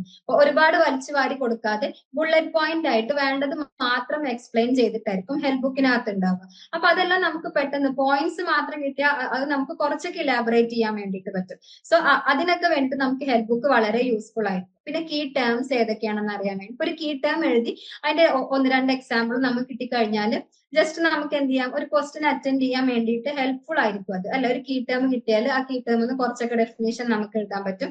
1-2 എക്സാമ്പിൾസ് എഴുതിയാൽ നമുക്ക് ക്വസ്റ്റ്യൻസ് അറ്റൻഡ് ചെയ്യാൻ, എക്സാമിന് ക്വസ്റ്റ്യൻ അറ്റൻഡ് ചെയ്യാൻ വളരെ യൂസ്ഫുൾ ആയിരിക്കും. അതുപോലെ എന്ത് ചെയ്യാം, ഒരു ടോപ്പിക്കിന് കംപ്ലീറ്റ് അല്ല, ഇപ്പൊ ഒരു പാരഗ്രാഫ് ആണ് ഒരു ടോപ്പിക്കിന്റെ ഡെഫിനേഷൻ എന്നുണ്ടെങ്കിൽ അത്രയും പാരഗ്രാഫിന് പകരം അതിനൊരു 1-2 സെന്റൻസിലോട്ട് മാറ്റുക, ഒരു പ്രോട്ടിപ്പ് ആയിക്കണ്ട്. അങ്ങനെയൊക്കെ നമ്മുടെ ഹെൽപ്പ് ബുക്കിനകത്ത് ഇൻക്ലൂഡഡ് ആയിരിക്കും. അതുകൊണ്ട് തന്നെ അതെല്ലാം റെഫർ ചെയ്ത് പോകുന്ന സമയത്ത് നിങ്ങൾക്ക് ഒന്നുകൂടെ ഈസി ആക്കാൻ പറ്റും. നമ്മുടെ സ്റ്റഡീസ് നമുക്ക് ഒന്നുകൂടെ ഈസി ആക്കാൻ വേണ്ടിയിട്ട് പറ്റും. ഇനി എക്സാം പീഡിയ നമ്മൾ നേരത്തെ പറഞ്ഞ പോലെ തന്നെ എക്സാം പീഡിയയിൽ ചോദിച്ചിട്ടുള്ള 1-2-3 ക്വസ്റ്റ്യൻസ് എന്ത് ചെയ്യാം, റിപ്പീറ്റഡ് ആയിട്ട് വന്നിട്ടുള്ള 1-2-3 ക്വസ്റ്റ്യൻസ് നിങ്ങൾക്ക് എഴുതി നോക്കാം. അതിന്റെ ആൻസർ നിങ്ങൾക്കൊന്ന് ഫ്രേസ് ചെയ്ത് നോക്കാം. ആൻസർ എപ്പോഴും എഴുതി നോക്കുന്നത് തന്നെയാണ് ബെറ്റർ. എന്നാൽ ആ ടൈം മാനേജ്മെന്റും എഴുതുമ്പോൾ നമുക്ക് എത്രത്തോളം ഫ്ലോ വരുന്നുണ്ട്, എത്രത്തോളം ആൻസേഴ്സ് നമുക്ക് റിക്കവർ ചെയ്യാം, മെമ്മറിയിൽ നിന്ന് റിക്കവർ ചെയ്യാൻ പറ്റുന്നുണ്ട്, അങ്ങനത്തെ കാര്യങ്ങളെല്ലാം നമുക്ക് മനസ്സിലാവണമെന്നുണ്ടെങ്കിൽ എഴുതി നോക്കുന്നതാണ് എപ്പോഴും ബെറ്റർ ആയിട്ടുള്ളത്. ഓക്കെ, നെക്സ്റ്റ് ഇതിന്റെ എല്ലാം പുറമെ നമ്മൾ assignments, answer guide book provide ചെയ്യും. അസൈൻമെന്റ്സ് എപ്പോഴും തനി എഴുതാൻ വേണ്ടി തന്നെ ശ്രദ്ധിക്കുക, എന്നാലും നമുക്ക് ആ ഒരു ഗുണം കിട്ടുള്ളൂ. മീൻസ് വൺസ് നമ്മളൊരു പേപ്പർ പഠിച്ചു കഴിഞ്ഞ് അതിന്റെ അസൈൻമെന്റും കൂടെ നമ്മൾ എഴുതി കഴിയുമ്പോൾ എന്തായി, കംപ്ലീറ്റ് ആ ഒരു കോർ കംപ്ലീഷൻ ആണ് അല്ലെ. കാരണം അസൈൻമെന്റ് നമ്മൾ ക്വസ്റ്റ്യൻ ആൻസർ ആയിട്ടാണ് എഴുതുക എന്ന് പറഞ്ഞു. അപ്പൊ ആ പേപ്പറിനകത്ത് ഇമ്പോർട്ടന്റ് ആയിട്ടുള്ള ഒരുമാതിരിപ്പെട്ട എല്ലാ ടോപ്പിക്സും അസൈൻമെന്റ്സിനകത്ത് നമ്മൾ കവർ ചെയ്തിട്ടുണ്ടാകും. ഇനി ഒട്ടും സമയമില്ല, ഓർത്തെടുത്ത് എഴുതാനുള്ള ടൈമൊന്നും ഇല്ലാത്ത സിറ്റുവേഷൻസിലും അല്ലെങ്കിൽ നമുക്ക് ചില ആൻസേഴ്സ് നമുക്കൊരു ഗൈഡ് വേണം. അത് എങ്ങനെയാണ് ആൻസർ ഒന്ന് ഫാബ്രിക്കേറ്റ് ചെയ്യാന്ന് നമുക്കൊന്ന് അറിയണം. അങ്ങനത്തെ കാര്യങ്ങൾക്കൊക്കെ നമുക്ക് എന്ത് ചെയ്യാം, നമ്മുടെ അസൈൻമെന്റ് ഗൈഡ് ബുക്സ് നിങ്ങൾക്ക് യൂസ് ചെയ്യാൻ വേണ്ടിയിട്ട് പറ്റും. അതായത് അത് അതേപോലെ എക്സാക്ട് കോപ്പി അടിക്കാനല്ല, മറിച്ച് എങ്ങനെയാണ് ഒരു ഓവറോൾ ഐഡിയ കിട്ടും. ഒരു ക്വസ്റ്റ്യൻ നമ്മൾ എങ്ങനെ അറ്റൻഡ് ചെയ്യണം, അതിനകത്ത് ഏതൊക്കെ ബുള്ളറ്റ് പോയിന്റ്സ്, ഏതൊക്കെ ഇമ്പോർട്ടന്റ് പോയിന്റ്സ്, എക്സാമ്പിൾസ് നമ്മൾ ഇൻക്ലൂഡ് ചെയ്യിക്കണം, അങ്ങനത്തെ കാര്യങ്ങളെ കുറിച്ചൊക്കെ നിങ്ങൾക്ക് എന്ത് ചെയ്യാം, ഒരു ഓവറോൾ ഐഡിയ അതിലൂടെ നിങ്ങൾക്ക് കിട്ടും. Okay, next previous year question paper ultimate analysis ആണ്. നമ്മൾ എക്സാംസ് എല്ലാം അടുക്കുന്ന സമയത്ത് അവൈലബിൾ ആയിട്ടുള്ള എല്ലാ പ്രീവിയസ് ഇയർ ക്വസ്റ്റ്യൻ പേപ്പേഴ്സിന്റെയും അനാലിസിസ് നടത്തും. വളരെ ഡീറ്റെയിൽഡ് ആയിട്ട് തന്നെ നമ്മൾ അനാലിസിസ് ചെയ്യുന്നുണ്ടാകും. ഓക്കെ, നെക്സ്റ്റ് ഇനി മെന്റർഷിപ്പോട് കൂടെ പഠിക്കുന്ന ലേണേഴ്സിന്, മെന്റർ പ്രൊവൈഡഡ് ആയിട്ടുള്ള വിത്ത് മെന്റർഷിപ്പിലുള്ള ലേണേഴ്സിന് ലൈവ് സെഷൻസ് ഉണ്ടാകും. ഓരോ മീൻസ് നിങ്ങളുടെ ഓരോ ബ്ലോക്ക് കംപ്ലീറ്റ് ചെയ്യുമ്പോൾ ആ രീതിയിലായിരിക്കും നിങ്ങളുടെ ലൈവ് സെഷൻസ് വരുന്നുണ്ടാവും. അതുപോലെ നമ്മൾ എക്സാം സ്പെഷ്യൽ ലൈവ്സ് നടക്കും. ഇപ്പൊ മെജോറിറ്റി ഓഫ് ലേണേഴ്സിന് ഒരു ടോപ്പിക്കിൽ ഡൗട്ട് ഉണ്ടെന്നുണ്ടെങ്കിൽ അത്രയും ലേണേഴ്സ് ആവശ്യപ്പെടുകയാണെങ്കിൽ നമ്മൾ എക്സാമിനോട് അടുപ്പിച്ച് തന്നെ ലൈവ് സെഷൻസ് കണ്ടക്ട് ചെയ്യുന്നുണ്ടാവും. അല്ല 1-2 ആൾക്കാർക്ക് ചില ടോപ്പിക്സുകളാണ് ഡൗട്ട് എന്നുണ്ടെങ്കിൽ ത്രൂ വാട്സപ്പ് നിങ്ങൾക്ക് എന്ത് ചെയ്യാൻ പറ്റും, ക്ലിയർ ചെയ്യാൻ വേണ്ടിയിട്ട് പറ്റും. അപ്പോ മെന്റർ നമ്മുടെ ലെയേഴ്സ് എന്ന് പറയുന്നത് നമ്മൾ ഇഗ്നോ മോഡൽ എക്സാംസ് നടത്തുന്നുണ്ട്. Same the pattern of TEE exams, TEE എക്സാമിന്റെ സെയിം പാറ്റേൺ തന്നെ നമ്മൾ ഇവിടെ നിങ്ങൾക്ക് മോഡൽ എക്സാംസ് നടക്കും. TEE ഹെൽപ്പ് ഡെസ്ക് ഉണ്ടാകും. അതുപോലെ ഇൻ കേസ് നിങ്ങൾ മൈൻഡ് എല്ലാം ഫ്രസ്ട്രേറ്റഡ് ആണ്, കുറച്ച് സ്ട്രെസ്ഫുൾ ആയിട്ടുള്ള ഒരു സിറ്റുവേഷനിലൂടെ പോകുന്ന സമയത്ത് ഹാപ്പിനെസ് അംബാസഡർ സെഷൻസ് നമുക്ക് പ്രൊവൈഡ് ചെയ്യാൻ പറ്റും. ആകെ നിങ്ങൾ ചെയ്യേണ്ട കാര്യം നിങ്ങളെ മെന്ററെ അറിയിക്കുക എന്നുള്ളത് മാത്രമാണ്. അന്നേരം നമുക്ക് എന്ത് ചെയ്യാം, നിങ്ങൾക്ക് പ്രത്യേകം വേണ്ടിയിട്ട് അതിൻ്റെതായ സ്പെഷ്യലിസ്റ്റുകളെല്ലാം നമുക്കുണ്ട്. അവരെല്ലാം നിങ്ങൾക്ക് ഹാപ്പിനെസ് അംബാസഡർ സെഷൻസ് നടത്തും. നമ്മുടെ കോൺഫിഡൻസ് ലെവലൊക്കെ ഒന്ന് ബൂസ്റ്റ് ചെയ്യാനും നമ്മുടെ കമ്മ്യൂണിക്കേഷനും സ്പീക്കിംഗ് ഒക്കെ ഒന്ന് എന്താ പറയാ ഒന്ന് ബൂസ്റ്റ് ചെയ്യാൻ വേണ്ടിയിട്ട് നമ്മൾ ഇംഗ്ലീഷ് എൻറിച്ച്മെന്റ് പ്രോഗ്രാംസ് കണ്ടക്ട് ചെയ്യാറുണ്ട്. ഇതിന്റെ എല്ലാം പുറമെ നമ്മൾ എല്ലാ കരിക്കുലർ ഇവന്റ്സും Onam celebration, Vishu celebration, Christmas celebration, new year celebration പോലുള്ള എല്ലാ ഇവന്റ്സും നമ്മളിവിടെ വെർച്വൽ ആയിട്ട് കണ്ടക്ട് ചെയ്യാറുണ്ട്. പിന്നെ ഇൻ കേസ് ഏതെങ്കിലും ഒരു പോയിന്റിൽ ഇനി അടുത്തത് അടുത്ത സ്റ്റെപ്പ് ഞാൻ എങ്ങോട്ട് തിരിയണോ, റിസർച്ചിന് തിരിയണോ, ജോലിക്ക് പോകണോ, PSC ഫോക്കസ് ചെയ്യണോ, അങ്ങനെ എന്തെങ്കിലും ഒരു സ്റ്റെപ്പ് വരുന്ന സമയത്ത് നിങ്ങളെ ഹെൽപ്പ് ചെയ്യാൻ വേണ്ടി നമുക്ക് കരിയർ ഡെവലപ്മെന്റ് ഇനീഷ്യേറ്റീവ്സ് ഉണ്ടാവും. നിങ്ങൾ വൺസ് അറിയിച്ചു കഴിഞ്ഞാൽ അതിൻ്റെതായ സ്പെഷ്യൽ ആയിട്ടുള്ള ആൾക്കാർ വന്നിട്ട് നിങ്ങളെ കരിയർ ഡെവലപ്മെന്റ് ക്ലാസ്സസും കാര്യങ്ങളും നമുക്ക് കണ്ടക്ട് ചെയ്യാൻ വേണ്ടിയിട്ട് നോക്കാറുണ്ട്. നെക്സ്റ്റ് നിങ്ങളുടെ academic time table role out ആണ്. നിങ്ങളുടെ academic time table role out ചെയ്യാൻ വേണ്ടിയിട്ട് നിങ്ങൾക്ക് പ്രസന്റ് ചെയ്യാൻ വേണ്ടിയിട്ട് ഞാൻ മാധവി മാമിനെ വിളിക്കണം. മാം, സോ ഇതാണ് നിങ്ങളുടെ ഈ ഇയറിലേക്ക് നിങ്ങൾക്ക് ഓൾറെഡി ചിലപ്പോൾ കിട്ടിയിട്ടുണ്ടാവും, അല്ല ഇനി കിട്ടിയിട്ടില്ല എന്നുണ്ടെങ്കിൽ നിങ്ങൾക്ക് അത് ഞാൻ വീണ്ടും ഷെയർ ചെയ്ത് തരുന്നതായിരിക്കും. അപ്പോൾ ഈ ടൈം ടേബിൾ അനുസരിച്ചിട്ട് നിങ്ങൾക്ക് 2 പേപ്പേഴ്സ് ആണ് വരുന്നത് ഇപ്പൊ പഠിക്കാനായിട്ട്. പിന്നെ ക്വാണ്ടം മെക്കാനിക്സും കൂടെ ഇതിന്റെ കൂടെ ആഡ് ഓൺ ആയിട്ട് വരുന്നുണ്ട്. അപ്പൊ 3 പേപ്പേഴ്സ് ആണ് നിങ്ങൾക്ക് ഇതിനകത്ത് വരുന്നത്. ഇതിൽ 2 വരുന്നത് 2 ക്രെഡിറ്റ് പേപ്പറും ബാക്കി ഒരെണ്ണം വരുന്നത് 4 ക്രെഡിറ്റ് പേപ്പറും ആണ് വരുന്നത്. ഓക്കെ, അപ്പോ ഇതിനകത്ത് നോക്കുമ്പോഴത്തേക്കും നിങ്ങൾക്ക് 2 ടൈം സ്ലോട്ട്സ് കാണാൻ പറ്റുന്നുണ്ടാവും. 10:30 AM ആൻഡ് 7:30 PM എന്ന് പറഞ്ഞിട്ട്, അതായത് രാവിലെയും ഉച്ചയ്ക്കും കാണുക എന്നുള്ളതല്ല, ഒരു ദിവസം 2 വീഡിയോസ് വെച്ച് കാണുന്ന രീതിയിലാണ് നമ്മൾ ടൈം ടേബിൾ സെറ്റ് ചെയ്ത് വെച്ചിട്ടുണ്ടായിരിക്കുക. അതുപോലെ തന്നെ ഈ ഓരോ ബ്ലോക്ക് കഴിയുമ്പോഴും നിങ്ങൾക്ക് ഈ 3 ദിവസത്തിൽ ഇപ്പൊ 3 ദിവസം നമ്മൾ കൊടുത്തിട്ടില്ലേ ഈ ഗ്രീൻ കളറിൽ, ഈ ഇതിൽ revision time, live or self study എന്ന് പറഞ്ഞിട്ട്, ഈ 3 ദിവസത്തിൽ ഏതെങ്കിലും ഒരു ദിവസമോ ഏതെങ്കിലും 2 ദിവസമോ നിങ്ങൾക്ക് ലൈവ് റിവിഷൻ സെഷൻസ് നിങ്ങളുടെ ഫാക്കൽറ്റീസോ അല്ലെങ്കിൽ മെന്റേഴ്സോ കണ്ടക്ട് ചെയ്യുന്നുണ്ടാവും. അപ്പൊ അതിന്റെ ഒരു സ്ട്രക്ചർ ആണ് ബ്ലോക്ക് 1 കഴിയുമ്പോഴത്തേക്കും ഈ 3 ഇനി അതുപോലെ തന്നെ ക്ലാസിക്കൽ മെക്കാനിക്സിന്റെ ബ്ലോക്ക് 2 കഴിയുമ്പോഴത്തേക്കും വീണ്ടും 3 സെഷൻസ്, അങ്ങനെ 3 പേപ്പറിന്റെയാണ് ഇപ്പൊ സെറ്റ് ചെയ്ത് തന്നിരിക്കുന്നത്. ഇനി ഈ ടൈം ടേബിൾ കഴിയുമ്പോഴത്തേക്കും അടുത്ത ടൈം ടേബിൾ നിങ്ങൾക്ക് റിലീസ് ചെയ്യുന്നതായിരിക്കും. ഇതുപോലെ തന്നെ സൂം പ്ലാറ്റ്ഫോം വഴിയായിരിക്കും 7 PM അല്ലെങ്കിൽ 8 PM ടൈമിലായിരിക്കും നിങ്ങൾക്ക് ലൈവ് ഡൗട്ട് ക്ലിയറൻസ് സെഷൻസ് ഉണ്ടാകുന്നത്. നിങ്ങൾക്ക് ടൈം ടേബിൾ ബേസ് ചെയ്ത് തന്നെ പഠിക്കണമെന്ന് നിർബന്ധമൊന്നുമില്ല. നിങ്ങൾക്ക് വേണം എന്നുണ്ടെങ്കിൽ ഈ ടൈം ടേബിൾ നിങ്ങൾക്ക് ഫോളോ ചെയ്യാവുന്നതാണ്, അല്ലെങ്കിൽ നിങ്ങളുടെ സ്വന്തം പേസിൽ നിങ്ങൾക്ക് പഠിക്കാം. പക്ഷേ ലൈവ് സെഷൻസ് ഉണ്ടാവുക, അപ്പൊ ക്ലാസിക്കൽ മെക്കാനിക്സിന്റെ നിങ്ങളിപ്പോ ക്വാണ്ടം മെക്കാനിക്സ് പഠിക്കുകയാണെന്ന് വിചാരിക്കാം, പക്ഷെ ലൈവ് ഉണ്ടാവുന്നത് ക്ലാസിക്കലിന്റെ ആണെന്നുണ്ടെങ്കിൽ ക്ലാസിക്കലായിരിക്കും ലൈവ് ഉണ്ടാവുന്നത്. അങ്ങനെയാണ് അതിന്റെ ഒരു ഓവറോൾ സ്ട്രക്ചറും കാര്യങ്ങളൊക്കെ വരുന്നത്. അപ്പം നിങ്ങൾ അതൊന്ന് മേക്ക് ഷുവർ ചെയ്താൽ മതി ഈ ഒരു ടൈം ടേബിൾ നോക്കിയിട്ട്. അപ്പൊ ഈ ടൈം ടേബിൾ നിങ്ങൾക്ക് ഓൾറെഡി ഷെയർ ചെയ്ത് തന്നിട്ടുണ്ടായിരുന്നതാണ്. ഇനി കിട്ടിയില്ല എന്നുണ്ടെങ്കിൽ ജസ്റ്റ് ആസ്ക് മീ, നിങ്ങൾക്ക് ആക്ഷൻ ടാസ്കിന്റെയും അതുപോലെ തന്നെ നിങ്ങളുടെ ന്യൂ ഹൊറൈസൺ ഫോമിന്റെ ഒക്കെ കൂടെ ഇതൊന്നും കൂടെ ഷെയർ ചെയ്ത് തരുന്നത്. അപ്പം ടൈം ടേബിൾ എല്ലാം റിലീസ് ചെയ്ത് കഴിഞ്ഞ് മാം നന്നായിട്ട് തന്നെ എക്സ്പ്ലെയിൻ ചെയ്തിട്ടുണ്ട്. നെക്സ്റ്റ് ഇനി നമ്മുടെ ടാസ്ക് എന്ന് പറയുന്നത് ആക്ഷൻ ടാസ്ക് ആണ്. ഓരോ സെഷന്റെ എൻഡിലും നമ്മൾ എന്ത് ചെയ്യും, ഓരോ ആക്ഷൻ ടാസ്ക് നിങ്ങൾക്ക് പ്രൊവൈഡ് ചെയ്യുന്നുണ്ടാകും. ഇപ്പൊ നിങ്ങൾക്ക് ഏകദേശം ഒരു ഓവർവ്യൂ കിട്ടിയിട്ടുണ്ടാകും, നമുക്ക് എന്തൊക്കെ പഠിക്കാനുണ്ട്, ഏതൊക്കെ പേപ്പേഴ്സ് വരുന്നുണ്ട് എന്ന കാര്യത്തെ കുറിച്ചെല്ലാം ഒരു ഓവർവ്യൂ കിട്ടിയിട്ടുണ്ടാകും. അതിന്റെ ബേസിസിലായിരിക്കും നമ്മൾ എന്ത് ചെയ്യുന്നുണ്ടാവുക, ആക്ഷൻ ടാസ്ക് ഷെയർ ചെയ്യുന്നുണ്ടാവുക. ഓക്കെ, ഒന്നുമില്ല, ഇനീഷ്യലി നിങ്ങളുടെ പേര്, നിങ്ങൾ എൻറോൾ ചെയ്തിട്ടുള്ള പ്രോഗ്രാം, MSc ഫിസിക്സ് അല്ല, സോ MSc ഫിസിക്സ്, പിന്നെ അസൈൻഡ് മെന്റർ അല്ലെങ്കിൽ LS, അതായത് ഇപ്പൊ നിങ്ങളുടെ മെന്റർ എന്ന് പറയുന്നത് മാധവി മാം ആയിരിക്കും, മാമിന്റെ പേര് കൊടുക്കുക. ഇനി മെന്റർഷിപ്പിൽ അല്ലാത്ത ലേണേഴ്സിന് സ്പെസിഫൈഡ് LSCs ഉണ്ടാവും, അവരുടെ പേര് കൊടുക്കുക. നെക്സ്റ്റ് നമ്മൾ ചെയ്യേണ്ടത്, നിങ്ങൾ ഇപ്പം പറഞ്ഞ എല്ലാ പേപ്പേഴ്സിനെയും നിങ്ങൾ റാങ്ക് ചെയ്യണം. നിങ്ങളുടെ ഇൻട്രസ്റ്റിന്റെ ബേസിസിൽ നിങ്ങൾക്ക് പഠിക്കാൻ ഏതാണോ മോസ്റ്റ് ഇൻട്രസ്റ്റഡ് ആയിട്ടുള്ളത് അതിന്റെ ബേസിസിൽ നിങ്ങൾ ജസ്റ്റ് ഒന്ന് റാങ്ക് ചെയ്യുക. റാങ്ക് 1, റാങ്ക് 2, റാങ്ക് 3 എന്ന് പറഞ്ഞിട്ട്. സോ ഒബിയസ് ആയിട്ടും റാങ്ക് 1 ഏതായിരിക്കും, മോർ ഇൻട്രസ്റ്റഡ് പേപ്പർ ആയിരിക്കും. ലാസ്റ്റ് റാങ്കിൽ വരുന്നത് ലീസ്റ്റ് ഇൻട്രസ്റ്റഡ് ആയിരിക്കും. സോ ഏതാണോ നിങ്ങളുടെ റാങ്ക് 1 മോസ്റ്റ് ഇൻട്രസ്റ്റിംഗ് ആയിട്ടുള്ളത്, അത് എന്തുകൊണ്ട് നിങ്ങൾക്ക് ഇത്ര എക്സൈറ്റിംഗ് ആയി, എന്തുകൊണ്ട് നിങ്ങൾക്ക് അത് ഇഷ്ടമായി, അങ്ങനത്തെ കാര്യങ്ങൾ നിങ്ങൾക്ക് എന്ത് ചെയ്യാം, ഇവിടെ ഒരു കഥ എഴുതുന്ന പോലെ നിങ്ങൾക്ക് നിങ്ങളുടെ കാര്യങ്ങളെല്ലാം ഡീറ്റെയിൽ ആയിട്ട് തന്നെ എഴുതാം. പിന്നെ റാങ്ക് ലീസ്റ്റ് ഇൻട്രസ്റ്റഡ് പേപ്പർ ഉണ്ടാകും, ഒട്ടും അത്ര താല്പര്യം ഇല്ലാന്നിട്ടും പഠിക്കണല്ലോ എന്ന് വിചാരിച്ചിട്ട് പഠിക്കുന്ന പേപ്പേഴ്സ് ഉണ്ടാകും. അതെന്ത് ചെയ്യാം, അതിനെ കുറിച്ച് നിങ്ങൾക്ക് എന്തുകൊണ്ട് ആ പേപ്പർ ഇത്ര ഇഷ്ടമാണ്, മേ ബി അതിനകത്ത് കുറെ ഡയഗ്രാംസ് ആണ്, കുറെ ഇക്വേഷൻസ് ആണ്, അങ്ങനത്തെ കുറെ പലർക്കും പല കാരണങ്ങളായിരിക്കും. അത് നിങ്ങൾക്ക് ഇവിടെ ലീസ്റ്റ് ഇൻട്രസ്റ്റഡ് പേപ്പറിന്റെ കേസിൽ നിങ്ങൾക്ക് കൊടുക്കാം. നെക്സ്റ്റ് നിങ്ങളുടെ ഇന്റൻഷൻ ആണ്. ഓരോരുത്തരും ഓരോ ഒബ്ജക്റ്റീവ് വെച്ചിട്ടായിരിക്കും. ഇപ്പം MSc പഠിക്കുന്നുണ്ടാവും, മേ ബി ജസ്റ്റ് ഒരു PG വേണം, ഇപ്പം PG വേണം തോന്നി അതുകൊണ്ട് ഞാൻ ചെയ്യുന്നു. അല്ല എന്നുണ്ടെങ്കിൽ ജസ്റ്റ് കുറച്ചും കൂടെ ഫിസിക്സിനെ കുറിച്ച് ഡീപ്പായിട്ട് ഒന്ന് അറിയണമെന്നുണ്ട്. മാർക്കൊക്കെ എന്തോ ആയിക്കോട്ടെ, എനിക്ക് കുറച്ചും കൂടെ ഡീപ്പായിട്ട് ഒന്ന് അറിയണം, അതിന് വേണ്ടിയിട്ട് ഞാൻ ചെയ്യുന്നു. അങ്ങനെ എന്താണോ നിങ്ങളുടെ ഇന്റൻഷൻ അത് നിങ്ങൾക്ക് ഇവിടെ മാർക്ക് ചെയ്യാം. ഇനി ഇതിനകത്ത് ലിസ്റ്റ് ചെയ്തിട്ടുള്ളത് ഒന്നുമല്ല നിങ്ങളുടെ ഇന്റൻഷൻ എന്നുണ്ടെങ്കിൽ ജസ്റ്റ് അതർ എന്ന് ടിക്ക് ചെയ്യുക. ഇവിടെ നിങ്ങൾക്ക് നിങ്ങളുടെ ഇന്റൻഷൻ എക്സ്പ്ലെയിൻ ചെയ്യാൻ പറ്റും. നെക്സ്റ്റ് നിങ്ങളുടെ വീക്കിലി സ്റ്റഡി സ്ലോട്ട് ആണ്. ദാറ്റ് മീൻസ് നിങ്ങൾ എപ്പോഴാണ് പഠിക്കുന്നത്, വീക്ക് ഡേയ്സിൽ മോർണിംഗ്, വീക്ക് ഡേയ്സിൽ ഈവനിങ്, അല്ലെങ്കിൽ സാറ്റർഡേ സൺഡേ, ഇതിൽ ഏതാണോ നിങ്ങളുടെ സ്റ്റഡി സ്ലോട്ട് അത് നിങ്ങൾക്ക് ഇവിടെ മാർക്ക് ചെയ്യാം. ഇതൊന്നും അല്ല എന്നുണ്ടെങ്കിൽ ജസ്റ്റ് അതർ മാർക്ക് ചെയ്യാം, ഇവിടെ ജസ്റ്റ് എക്സ്പ്ലെയിൻ ചെയ്താൽ മതി. നെക്സ്റ്റ് നിങ്ങളുടെ കോൺഫിഡൻസ് ആണ്. ദാറ്റ് മീൻസ് ഇപ്പം നമ്മുടെ 4 സെഷൻസ് കഴിഞ്ഞു അല്ലെ, ഇനി കുറച്ചധികം കോമൺ സെഷൻസ് ആയിരിക്കും.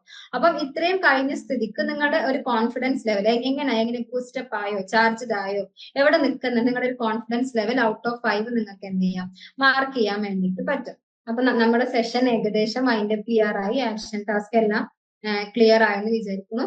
നെക്സ്റ്റ് നമ്മളൊപ്പം ഓവറോൾ ഈ ഒരു സെഷന്റെ നമ്മുടെ ഒരു ഒബ്ജക്റ്റീവ്സ് അല്ലെങ്കിൽ നമ്മൾ കവർ ചെയ്ത കാര്യങ്ങൾ എന്ന് പറയുന്നത് വളരെ ഡീറ്റെയിൽ ആയിട്ട് തന്നെ മാം നിങ്ങൾക്ക് എന്ത് ചെയ്തു, പ്രോഗ്രാം ഡീകോഡ് ചെയ്ത് തന്നു. കോഴ്സസ് ഏത്, ബ്ലോക്ക്, യൂണിറ്റുകൾ, ഓരോ യൂണിറ്റിലെയും സമ്മറി പോലെ തന്നെ നിങ്ങൾക്ക് പറഞ്ഞു തന്നിട്ടുണ്ട്. പിന്നെ നമ്മുടെ ടൂൾസിനെ കുറിച്ച് പറഞ്ഞു തന്നു. റെക്കോർഡഡ് ക്ലാസ്സസ് എങ്ങനെ എഫക്റ്റീവ് ആയിട്ട് യൂസ് ചെയ്യാം, ഹെൽപ്പ് ബുക്ക് എങ്ങനെ എഫക്റ്റീവ് ആക്കാം, exam pedia, assignment guide book, previous year question paper, ultimate analysis, എല്ലാം എങ്ങനെ ഒരു സ്ട്രക്ചേർഡ് ആയിട്ട് നമുക്ക് കൊണ്ടുപോകാം, അങ്ങനത്തെ കാര്യങ്ങളെല്ലാം നമ്മൾ ഡിസ്കസ് ചെയ്തു.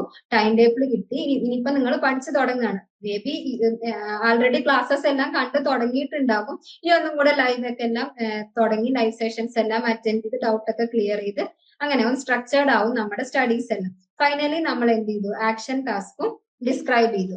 ഓക്കെ, അപ്പോ നെക്സ്റ്റ് നിങ്ങളോട് അറിയിക്കാനുള്ളത്, നമ്മുടെ ഫസ്റ്റ് സെഷന് ശേഷം നിങ്ങൾക്ക് പ്രൊവൈഡ് ചെയ്ത ന്യൂ ഹൊറൈസൺസ് ലേണർ പ്രൊഫൈൽ ഉണ്ടാകും. നിങ്ങളെ കുറിച്ച് അറിയാനും നിങ്ങളുടെ മേ ബി നിങ്ങളെ കുറിച്ച് ഒന്നുകൂടി ഡീപ്പായിട്ട് മനസ്സിലാക്കാൻ വേണ്ടിയിട്ട്, ബീങ് എ മെന്ററിനായിക്കോട്ടെ നമ്മുടെ പ്ലാറ്റ്ഫോമിൽ. അപ്പം അതുവഴി നിങ്ങൾക്ക് ഒരു പ്രോപ്പർ ഗൈഡൻസ് തരാൻ വേണ്ടിയിട്ട് പറ്റും. അതിനാണ് നമ്മൾ ഈ ഹൊറൈസൺ പ്രൊഫൈൽ നിങ്ങൾക്ക് പ്രൊവൈഡ് ചെയ്യുന്നത്. സോ ഇത് ഫില്ല് ചെയ്യാത്തവരുണ്ടെങ്കിൽ എത്രയും പെട്ടെന്ന് തന്നെ ഫില്ല് ചെയ്തിട്ട് സബ്മിറ്റ് ചെയ്യണേ. സോ ഇത്രയാണ് നമ്മുടെ ഇന്നത്തെ ഓവറോൾ പ്രോഗ്രാം എന്നുള്ളത്. നമ്മുടെ ഈ പ്രോഗ്രാമിന് വളരെയധികം എന്തൂസിയാസ്റ്റിക് ആയിട്ട് കോപ്പറേറ്റ് ചെയ്ത എല്ലാ ലേണേഴ്സിനും എന്റെ പേഴ്സണൽ ഭാഗത്തു നിന്നും, നമ്മുടെ ലേൺ വൈസ് ഫാമിലിയുടെ ഭാഗത്തു നിന്നും, മാധവി മാമിന്റെയും ജയ്ഷ മാമിന്റെയും ശരണ്യ മാമിന്റെയും എല്ലാവരുടെയും ഭാഗത്തു നിന്നും ഞാൻ താങ്ക്സ് അറിയിക്കുകയാണ്.